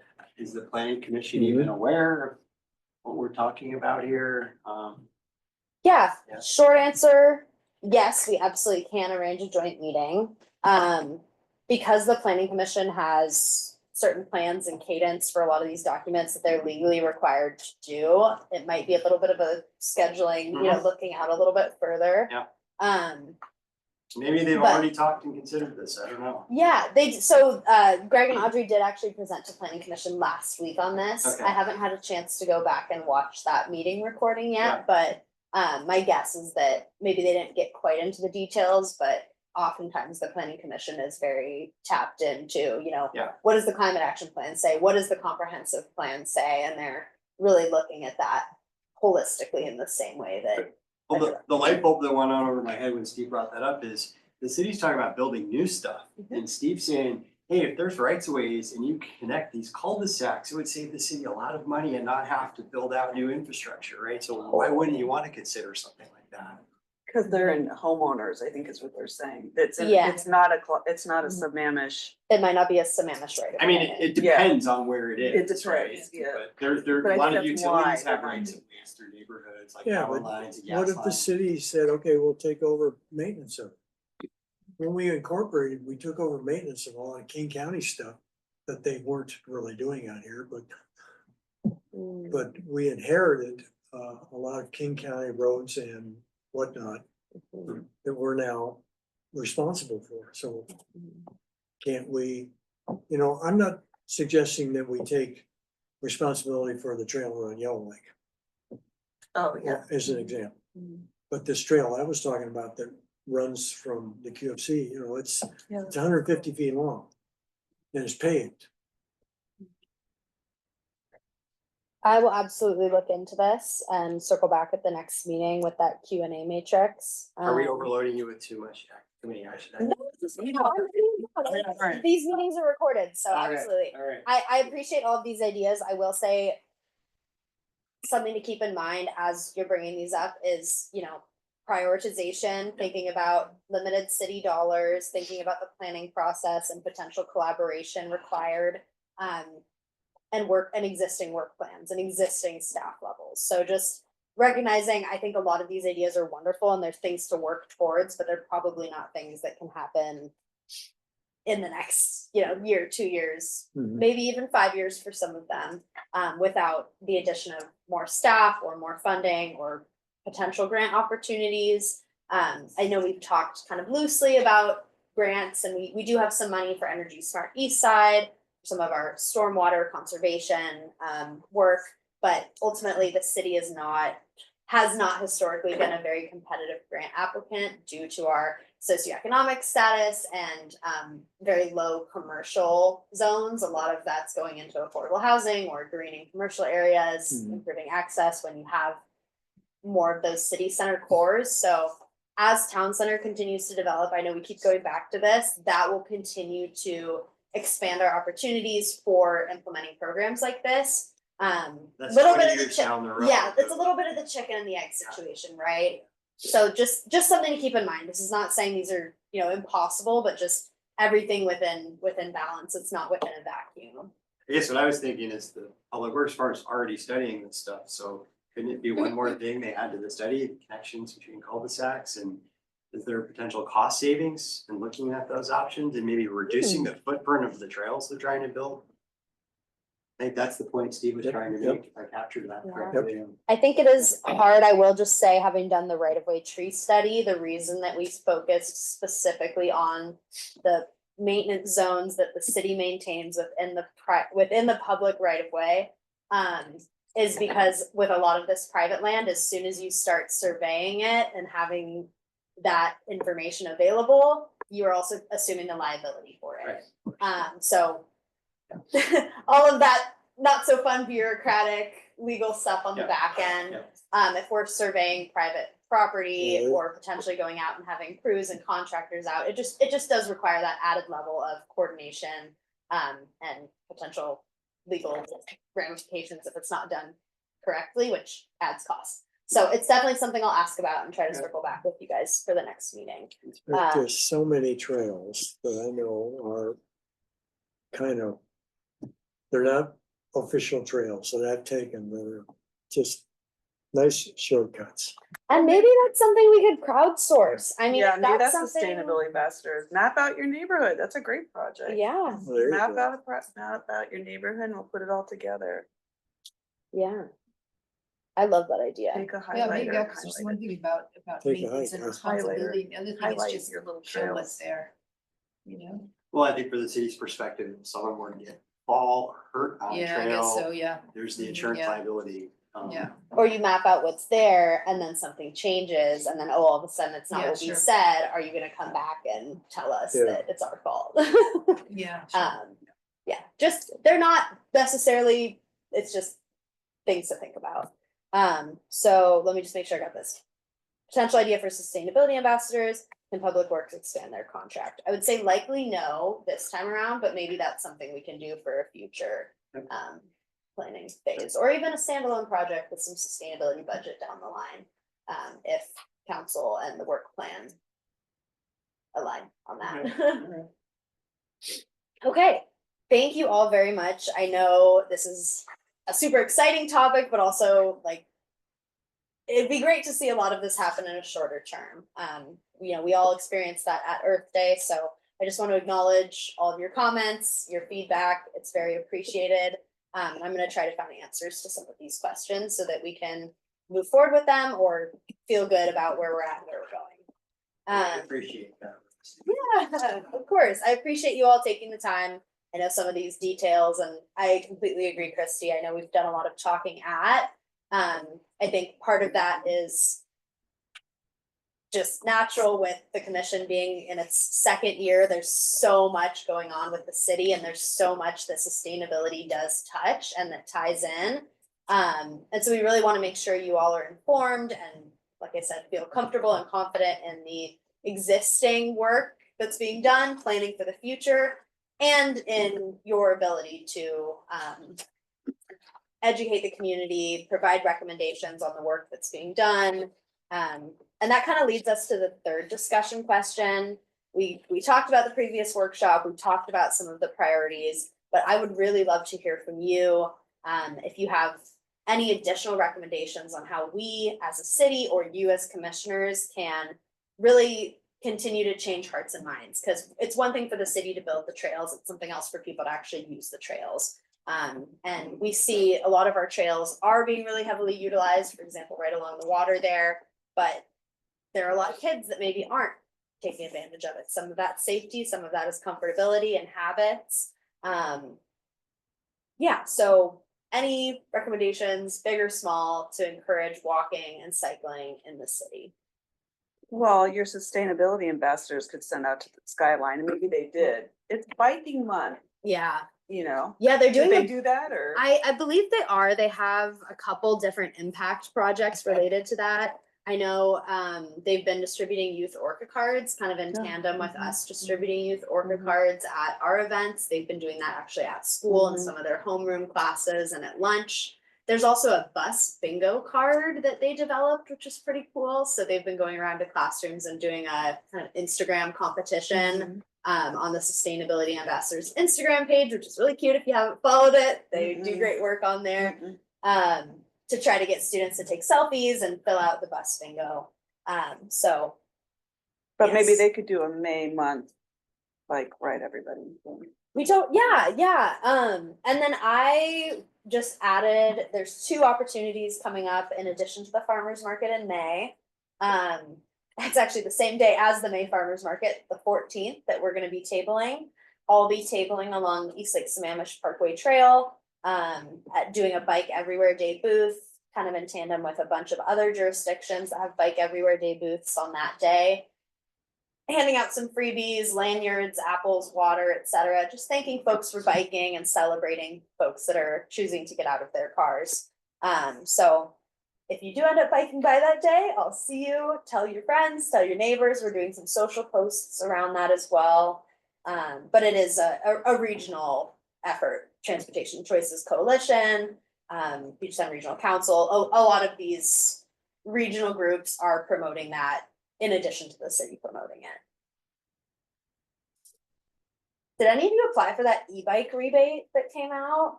I didn't see it. Okay. Yeah. Where was that? It was like a very limited time. I think we had 30,000 applicants across the state. Like you It did was, this? no, it wasn't Oh. city, it was statewide, Oh. it was a, or maybe it was King County. There was basically an e-bike rebate lottery that happened. Mhm. And they got way more applicants than they were expecting, so I would anticipate, in future years, now that they know there's so much interest, some additional funding being available, not necessarily the city distributing, but, available to King County residents. It's a great idea. It's Yeah. lots of cities have done it, Yeah. counties have done it, and Mhm. people love it, or the city should look at it too. Yeah. So, Way cheaper than a Tesla. way cheaper. That's true. Still a sticker shock with some of these bikes though. I'm like, But you don't get a lot of the exercise benefits out of it. Yeah, it's a transportation mode, not necessarily an exercise outlet. Get out of the car though. Yeah, Yeah. That's, Yeah. from our Fresh point of air. view, like, yeah, fresh air, it's like, Yeah. reduce vehicle miles traveled. So yeah, that's a good one. I mean, the homeowner's presentation for you and I, or if you wanna, however it has to work, if you have to come, cause I know that's a lot of different but like proposing like this cul-de-sac connection to them. Mhm. And proposing the Duthie Hill crosswalk, that could be something, just throwing that out there, because I've seen, Yeah. this cul-de-sac connection, maybe that's talking to them to do it. Mhm. The homeowners. Okay. But what types of hazardous chemicals are in the paints that are used in these crosswalks, right? So, yeah. That's a good point. Wow, but. I know Department of You don't Ecology want has kids hurt. certain construction standards, but I'm sure Yeah. it'd be better if folks went above and beyond. Yeah, I mean, that was the point I was trying to make, is like when the city is considering construction projects, like, are they gonna build something that could cause potential, like, stormwater contamination issues? Is there a way to take something, repurpose something and use it on a construction project where it's green concrete, other things? So I think that's what, like, we could research that and then we give that to them. It cannot be our role, like, that's what I was saying earlier, right? Like, we could, since you know so much about I can this, provide ideas, I can't give them something, I mean. like a research, like, where do you, it didn't sound like they knew that much about me. But the engineering companies they work with would know that sort of stuff if they're asked to do it. Yeah, so maybe, is that an email to you, like, tell them to look at these things, cause I don't know about that stuff, I think that's great. I think that would be, I would recommend phrasing it as a question. Yeah. And then I do wanna just flag sometimes the extreme costs that come with Does it that. always come as a Not premium? always, Yeah, but I will say, because we are subject to a public bidding process for a lot of these major construction projects and capital improvements, we do often have to go with the lowest bid for some of these, so well, it that, depends on how the RFP is structured, but there It could be a does, it does. requirement, like 5% of your bid, is based on like you proposing construction activities that align with the city's climate action plan. You can make it generic and then leave it up to the bidders to propose how they would incorporate those types of elements into a construction project. yeah, it's a good recommendation. Yeah, because if it's not in a contract, it's not gonna get done. Exactly, Yeah. yeah, and a lot of these contracts are really, multi-year, so getting in at the front end, that's something I've been struggling with as the climate action plan was only passed in 2023, a lot of these plans and kind of processes were already started, and so we're really working to shift. Again, unfortunately, it's not all gonna happen right away, but as we're able to, like with town center, for example, thinking about a green building incentive program. Yeah. Trying to continue to infuse sustainability into everything that we do, and the comprehensive plan update that just went on, really, I think did a great job of infusing sustainability more than our previous comp plan definitely had elements, but it was much more at the forefront of this recent update. And that comprehensive plan ultimately sets the priority and stage and framework for all of the work being done. So to maybe give you a little bit more hope or optimism, it is happening. Mhm. It just might not be happening to that, gold standard tier that we want it to, but we're still moving in that direction. Right. Yeah. So again, all great suggestions, maybe not something that's gonna happen right away, but something to continue to think about, keep in mind and push for. Well, I mean, look at this building, it's LEED certified, Yeah. right? So It's great. that wasn't a premium, that was the construction contract, but to incorporate elements that we think will help us with the climate action, plan, it's gotta go into a bid document, it's gotta Yes. be part of a contract, otherwise it won't. Well, and that's what I'm saying, our role, I would think is, like, you have clearly good knowledge on this. So I would think our role is like, let's develop a plan, come up with some price, whatever we need to It's, do. we can't no? develop a plan, we can. Or provide tell them. You like, can provide tell- feedback Feedback. Let's on, tell yes. them. or recommendations recommendations, for. Right, yeah. we don't wanna just listen and sit here and nod. Yeah. Like, Yeah, let's I get it. find it. I mean, if it's a donor to donate a bike rack, I mean, if we can't get funds because we're too wealthy, and that's kind of what I'm hearing. Then let's get maybe a wealthy person wants to have a memory bike rack. Like, there's lots of ideas, like, Yeah, they get memory benches. like yeah, that memory there. bench, do a memory bike rack. Mhm. There's lots of, people who love the environment and want people to bike, so My let's think mother-in-law's out of the on box. I Like- love, no, yeah, this You is know what I mean? That's a exactly, good yeah. idea. Like, I don't know, just, anyway, I think, I like, would if look I into was on this. city council and I didn't have you, I wouldn't, maybe that wouldn't have crossed my mind to think of paint running into a stream. What So I if- think you're important to, like, tell them, they might not think that. Right. See what I'm saying? Like, that's why we're here, I think. One of the comments that David Plow made during development and release of the climate action plan was that it was a living document. Yep. So what if some of these ideas that Nick's got ended up in that document, a revision of that document? Mm-hmm. You know, Spot on. in the buildings section, recommendations about how to change some of the criteria for getting a building permit or something like that. Because there are a number of things in there that address climate concerns right now. Yeah. And Yeah. as we think about it and discuss it, like, and we come up with more gems to add, we go through a revision process. Absolutely. Yeah, that is something that we'll be working through. It's not on the work plan for this year. And I know we haven't touched on it a ton yet, but the urban forest management plan is very much in need of an update. And because my position is kind of split between, I manage both the climate action plan and the urban forest So you're saying we management got to plan. do that one first? We do have to do the urban forest management plan first. That document was 2019 versus the climate action plan in 2023. But as we're continuing to talk about this, I do have a running climate action plan actions matrix where I'm kind of noting what actions are done, what actions are maybe not so feasible, or we would need grant funds for, what actions could be expanded. So I'm keeping a running list of this, and I will continue that. Just because we're not doing the physical update right now does not mean that we are not still actively taking recommendations and suggestions for consideration when that time comes. One thing I asked Rose was, could we do a mid-year review? Like, what's the scorecard on the topic areas for climate action plan this year? And so, We're gonna get that on the June agenda, yeah. mid-year check-in. And then for the newer members, as we get towards the end of the year, we'll be kind of voting on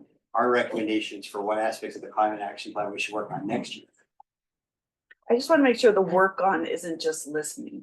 Yes. Yeah. I'd like it to, I mean, I know I'm new, so I'm learning a lot, but I really want, like, you're a great example, you have a lot you can But share. there's only so much we can do. We're not city employees, so we can provide recommendations to Yeah, departments, But I right? think I think we have good recommendations. Yeah, think but a- what we can do is start, we're gonna revise, that document's gonna get revised eventually. Yes. I'll probably all like it to be done yesterday, but it's not gonna be yesterday or It's a tomorrow. But heavy lift. what we should start doing as a group is collecting these ideas. Mhm. So when that time comes, we've got the ammunition we need to go forward. Absolutely.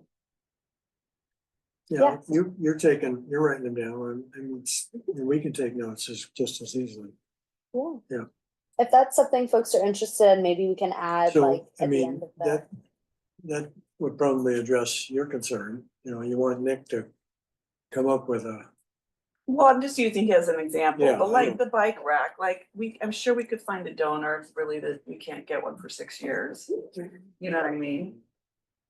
The same on the urban forest management plan update. I know you need to write it, but you've got some pretty smart people in the room. We could help you write it. Yes, yeah. Yeah, so how's that gonna work amongst the team? Like, would you say like, here's the framework for like section X, and then we all provide input onto that, and then you consolidate it, or, and we'll have to think about that, right? But, Steve, maybe you can share a little bit more about the Well, community advisory group for the climate the- action plan and that the process. climate action plan was written by a consultant. Yep. And this, whatever, I keep, Urban forest management. plan. community advisory, group, that's what we're calling. Yep. So we get draft number 1, and we went through it, and I don't know, there's 7 of us, and we just redlined it. And we were pretty brutal. All of a sudden, it went from 30 pages to 50 pages. And as you know, when you're reading there, you can see it's up to about 90 pages. Yeah. It went through 7 revisions where it was, 7 rounds of this committee, this consulting firm revising it, and this committee bleeding on it. And finally, we got to the point where either we were out of blood or our pens were out of red ink. But the document we thought was in pretty good shape, much better shape than it was when we first started. And so I'm thinking that, I don't know if you need to go and hire a consultant. We likely will, just because there's only one of me, so I need Well, some support But from. we could all take this document as it is and call that draft number 1 Yeah, and start redlining. And do a word for word revision.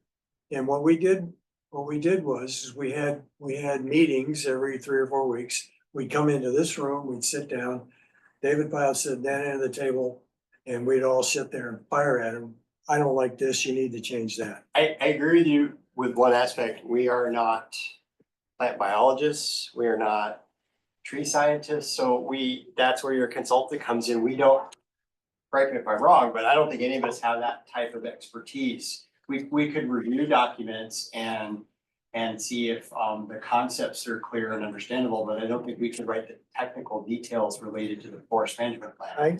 I would differ with you a little bit. I think we can do more than you think we can.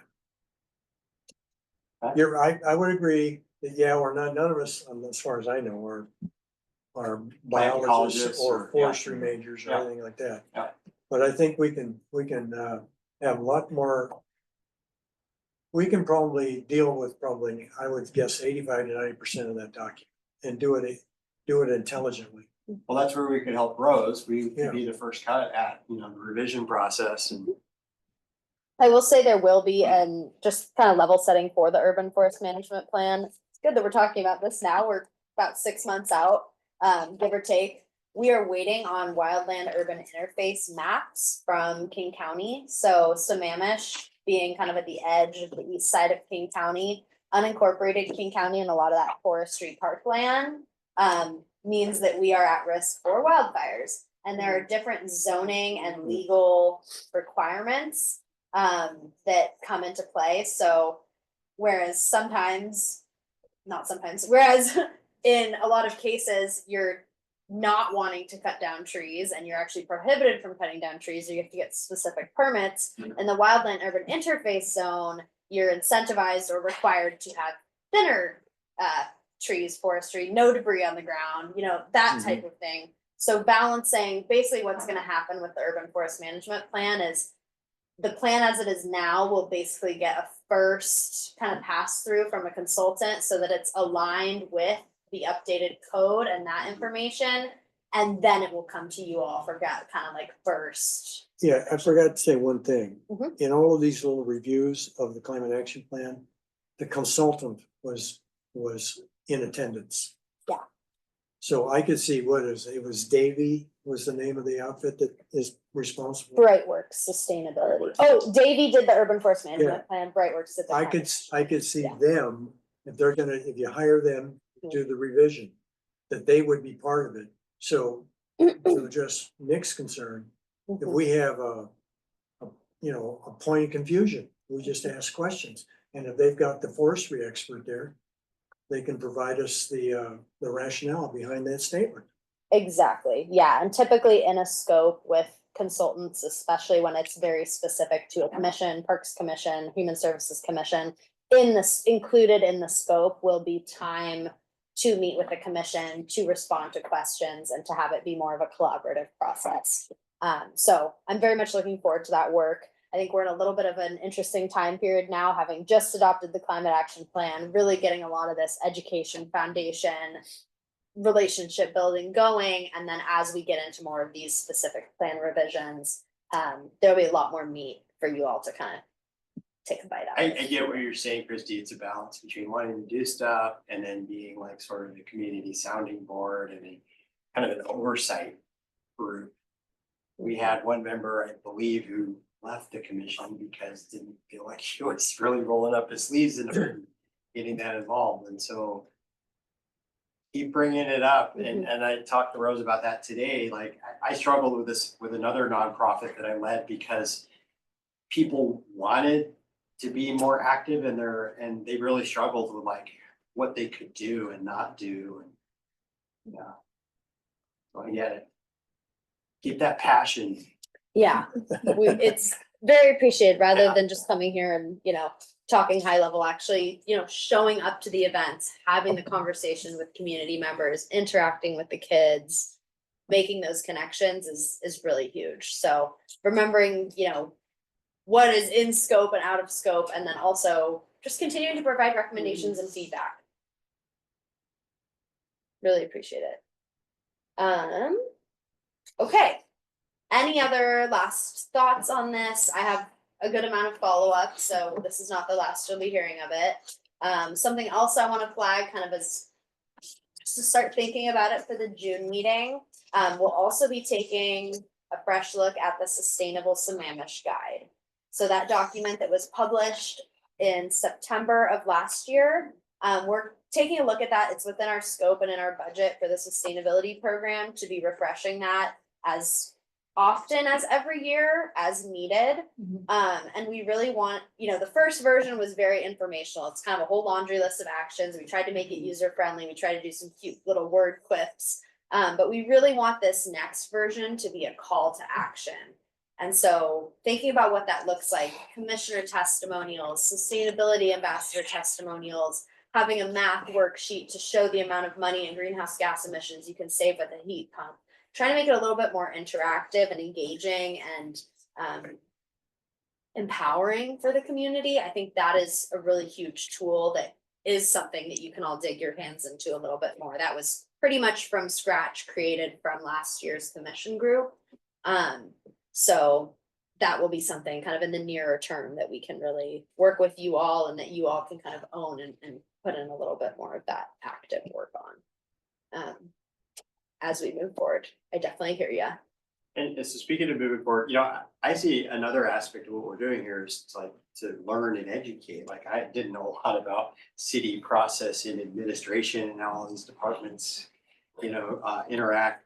So what Rose and I have talked about is their interest among the team for doing a field trip in the fall. We've talked about perhaps going to a recycling facility. Another option would be talking to the Sammamish Plateau Water District and maybe getting more educated on water cleanup and remediation and conservation efforts, what's being done on the plateau. So there's ideas if you have others, but if there's interest, we can see if we could facilitate a field trip in the fall. ESC does tours of their solar and wind facility over in Eastern Washington.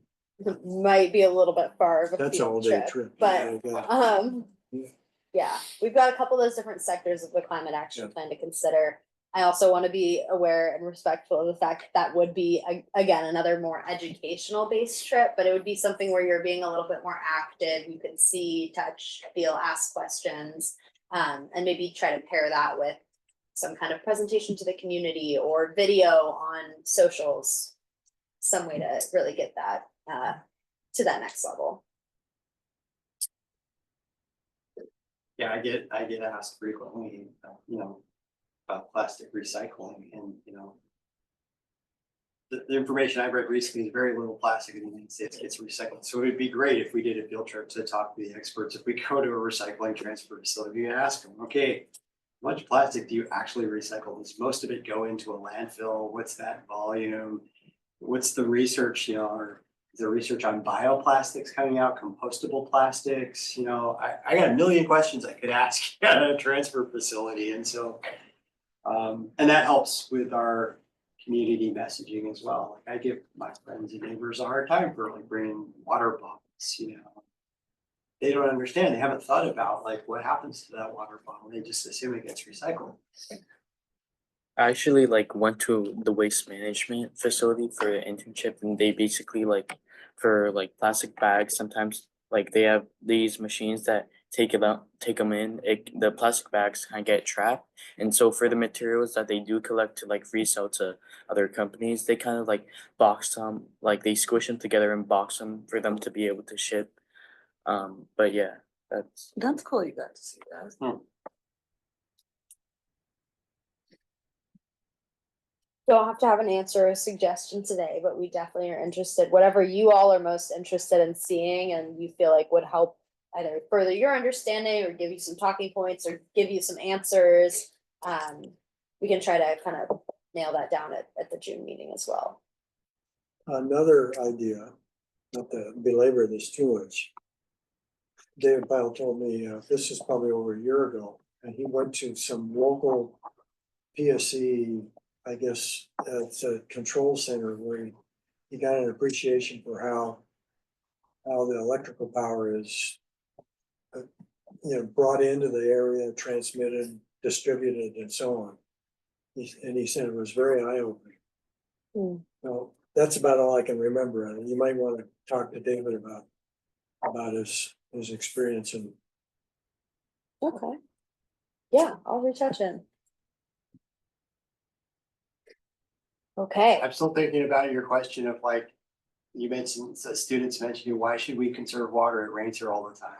Yeah, people don't understand it. They don't understand it. I'm just trying, when I'm thinking in my brain now is like, that's my thing I do at school is you bring community together. And I feel like a magazine doesn't do that. And neither does, you show up at an event and that's wonderful. But that does bring community, right? That is a great way to do it. But if there's a way to continue that, like more, not to drag you out all the time, you have to be at a million things. But like even social media, I feel like people, even a little thing, all that, here's something this business is doing is, highlighting what is going well.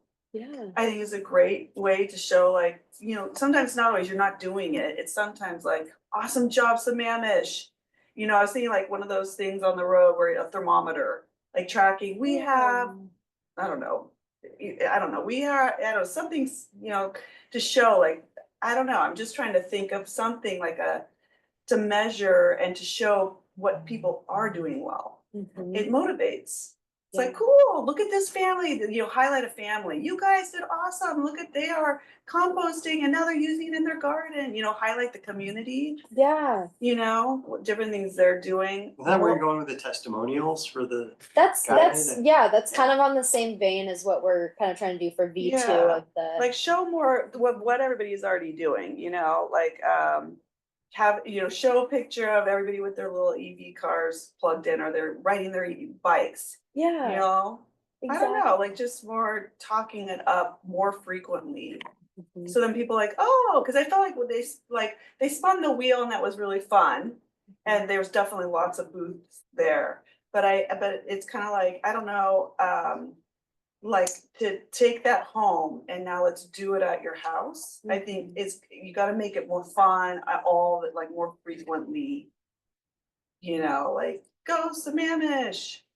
Yeah. Like we're all rallying together and make it fun more often than, see what I'm saying? Gosh, yeah. I'm trying I'm saying every day is Earth Day. every day's Earth Day. Yeah. To get 600 kids composting, you can't say it once and like, good job, you did it once. It's like constantly like, yay, here's candy. Yeah, I think Here's this, good job, look at somebody brought their water bottle. Yeah, like it's like a lot of positive, yeah. you I don't know know? who they were, but yesterday at farmer's market. My wife and I came over here to just walk around, meet people and buy some groceries. So I had my dinner at my fish and chips, and it was in a compostable container. When I got done eating, I went over to the, the garbage, compost, recycle. Mhm. There's two young high school kids sitting there.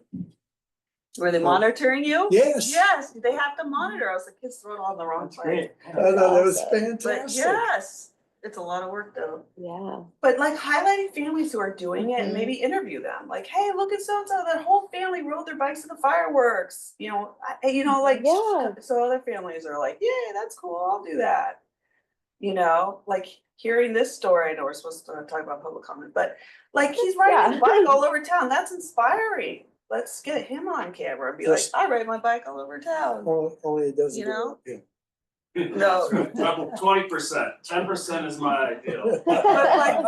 Like there is a lot being done, maybe more of what that's highlight the high school kids, what are they doing, like on social media, I don't know, the magazine's cool, but it's more like you flip through and it's like, okay, but if you see it and hear it a lot. Yeah. We can definitely look into that for at least, I know the newsletter is not quite what you have in mind. But for our social calendar for next year as well, I will say sometimes it's a little bit hard to get the volume and the amount of posting that I would like out there because we do have to balance it with construction projects that are going on or community safety information or budget outreach that's required by the state that we have a certain amount of public engagement. And our comms person is often telling me that, influencers, it's fine to post every single day, but as a city government, it's not super sustainable, especially when you have, similar to me, one person running the whole comms team who's also managing, correspondence with council members and responding to public records requests as needed. And I completely agree. That would be an amazing. Could it be like amazing they have to campaign. send it in, hey, community, do you have a cool thing you're doing to compost? I mean, yeah, make Yeah. this up. I think for next year, And for they- sure. and actually, you said the high school has something. What are they using? They're using Instagram. They have a What's it called? sustainability ambassadors Okay. Instagram page. That's what I'm talking about. Something like, Uh. I bet the young people know how to do it. Yeah. And then the one They're other already plug doing it. for a community kind of come together event that I haven't really publicized because it's not on the calendar yet. Public calendar is through sustainability ambassadors, we're doing a community curriculum design lab. So we're having a bunch of teachers who are engaged with the sustainability program at their schools come to City Hall, it's kind of a half day, teachers working on curriculum, half day kind of community forum gathering with council members, teachers, students, community members, celebrating sustainability, talking about what's being done in some schools, inspiring each other, celebrating each other, and sharing information as needed. So I think Is that Skyline or is it these high schools? it's or gonna who's doing be, yeah, it's gonna be a couple different schools. I think it might be up to 4. I'm not sure exactly. We're contracting with them, so they get to Oh, tell me okay. what's happening. I have a little bit more of a oversight, like That's hands-off cool. role with that. But Peter, the sustainability ambassadors program manager, he's seen that be a really successful event in other jurisdictions, and so this will be our first year doing it, and we can absolutely good. bring some of these discussion points or recommendations Yeah, that's good. to that event. Yeah. Takes time to build this stuff, but I think, having that clear vision of where we're going and what we want, it might take a year or two for us to get that cadence going or get enough community members or, get the contract with our audio video folks to make an actual video and get the budget approved. But I think these are all, again, great suggestions that we can continue to work towards and kind of give and take that priority of what do we want to work on and what can wait till next year. Obviously we'd like to do it all at once. I would love to, be able to work 30-hour days, and this is something that I'm really passionate about too. But recognizing what we have capacity for and what's within our purview, because ultimately my budget and work plan is set by council. And what makes the most impact too, we remember, we had a lot of discussions last year about social media and outreach, and we didn't really come to much of a resolution, but I mean, I like the newsletter. It's not sustainable, but it gets delivered to my house and read it. I'm not a big Instagram follower. So it's trying to figure out like, well, who's our target audience and demographic? Is it young people? Is it the parents? You know, and then I think we could be more focused.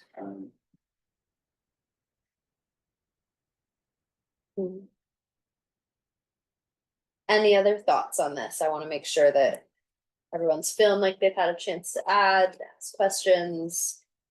Any follow-up, you know where to find me via email.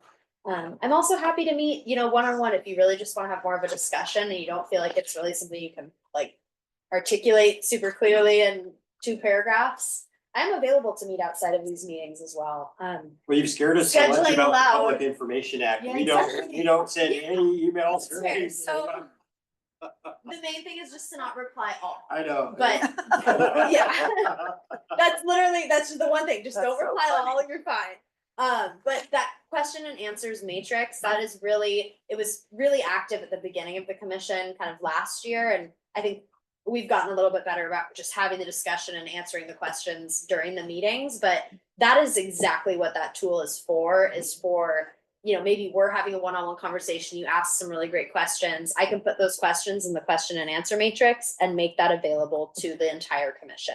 Where is that matrix?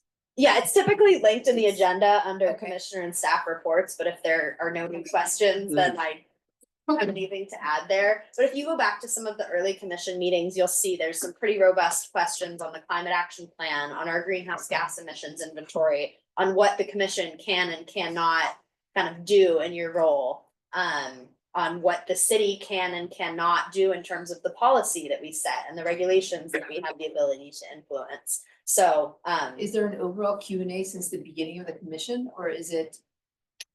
it's each agenda, Each so each agenda agenda has has a Q&A, but Okay. that's something I definitely could put together if you guys, I could just consolidate those and send them out. That would be great. Yeah. Because then we don't have to sift through the different.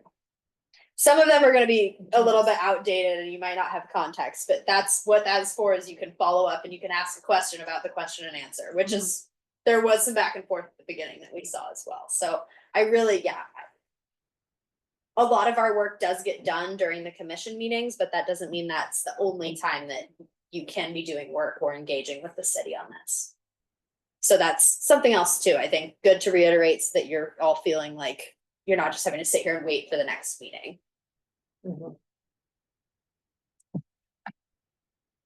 Okay, just finish writing this down.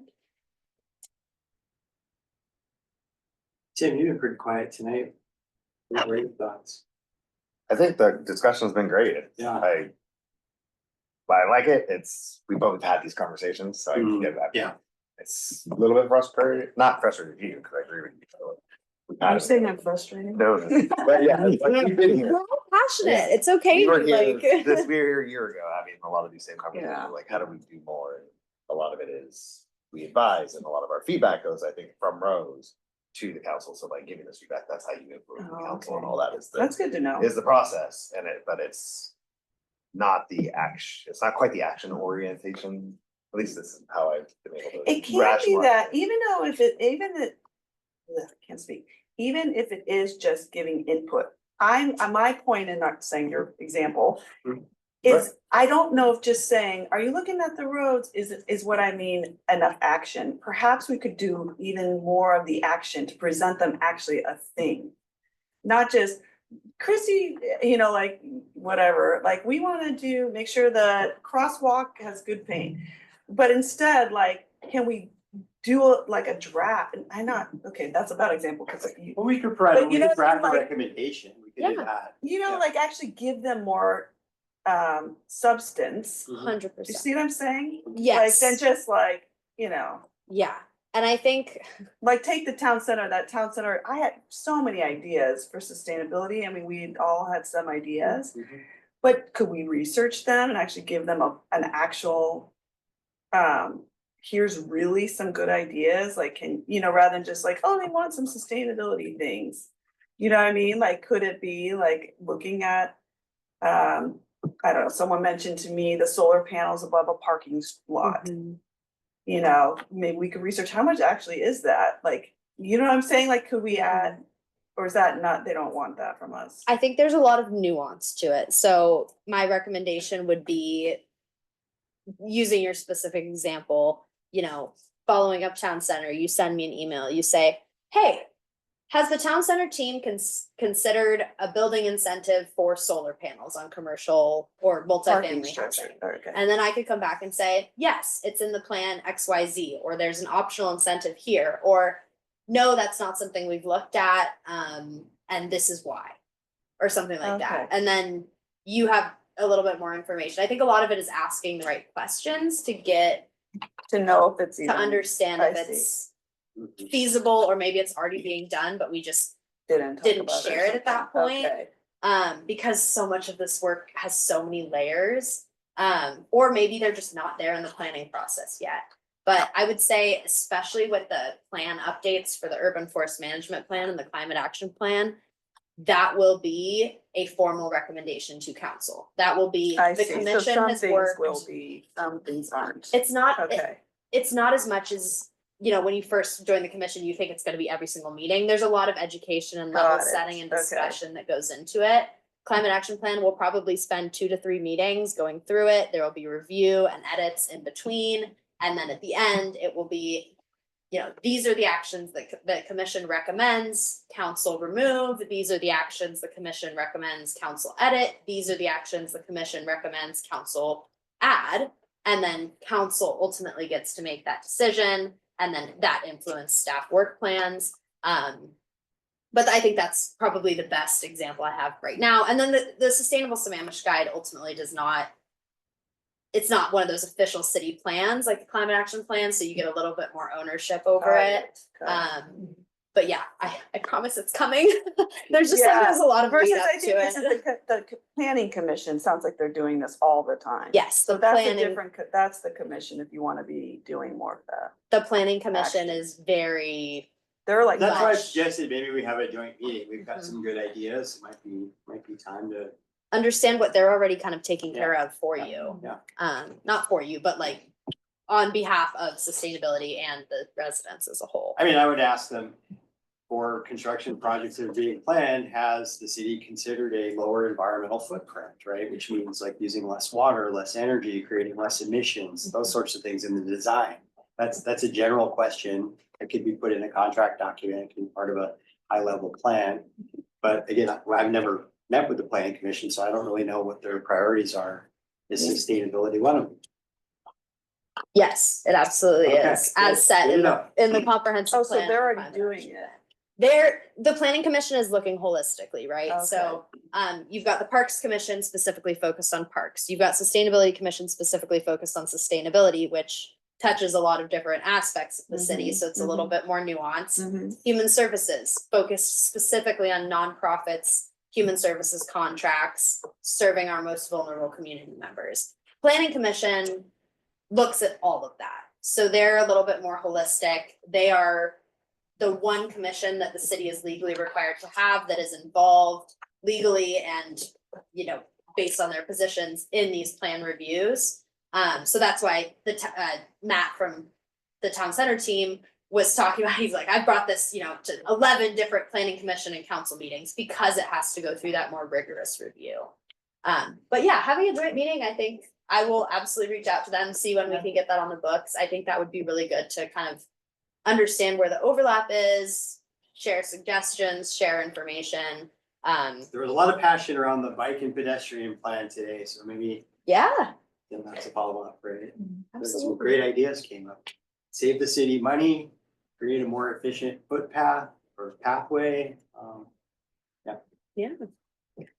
Well, we didn't get super far into our event planning. I think a lot of these suggestions absolutely play into it. So I'll probably just send a follow-up email to you all with a kind of walkthrough of how to register Yeah, for. can you do that? Thank you. Yeah, so Yeah, what I we've was trying to done, find that. yeah, what we've done through the Galaxy website, which is where you're recording your commission hours. We're trying to put each of the volunteer or tabling opportunities on that website so that you can actually go sign up and that it'll be in shifts, so you know who's gonna be with you and you can kind of have it on your calendar, so it's a little bit more self-serve rather than me just sending out invites for everything and you having to remember, oh, did I sign up? Was I gonna be there? It can be a little bit more streamlined and organized. Yeah, I looked for all of them today. Yeah. I didn't encounter what I was looking for, so. Okay. Yeah. maybe- Nick, I might meet with you one-on-one then and we can walk through and you can show me what is being seen from the commission side. Okay. Cause it seems like something is being lost in translation there. Okay. So- Has anybody else signed up for any of the events? Um, No, anybody else was able to find them or do it? Someone's putting them on sometimes. I'm getting Yeah. like, so-and-so added an event. That's for our meetings. Yeah, I saw the meetings, I saw the council. Really meetings. quick, we are at time, so we need to either move to extend the meeting by about 5-10 minutes or we should adjourn. This is up to the commission to second move. Well, if you're gonna everything. email us, I guess we can Yeah. just. Yeah, I think we've had a good night. What do you guys think? Should we call it? I moved to adjourn. All right, there we go. So, Second, okay.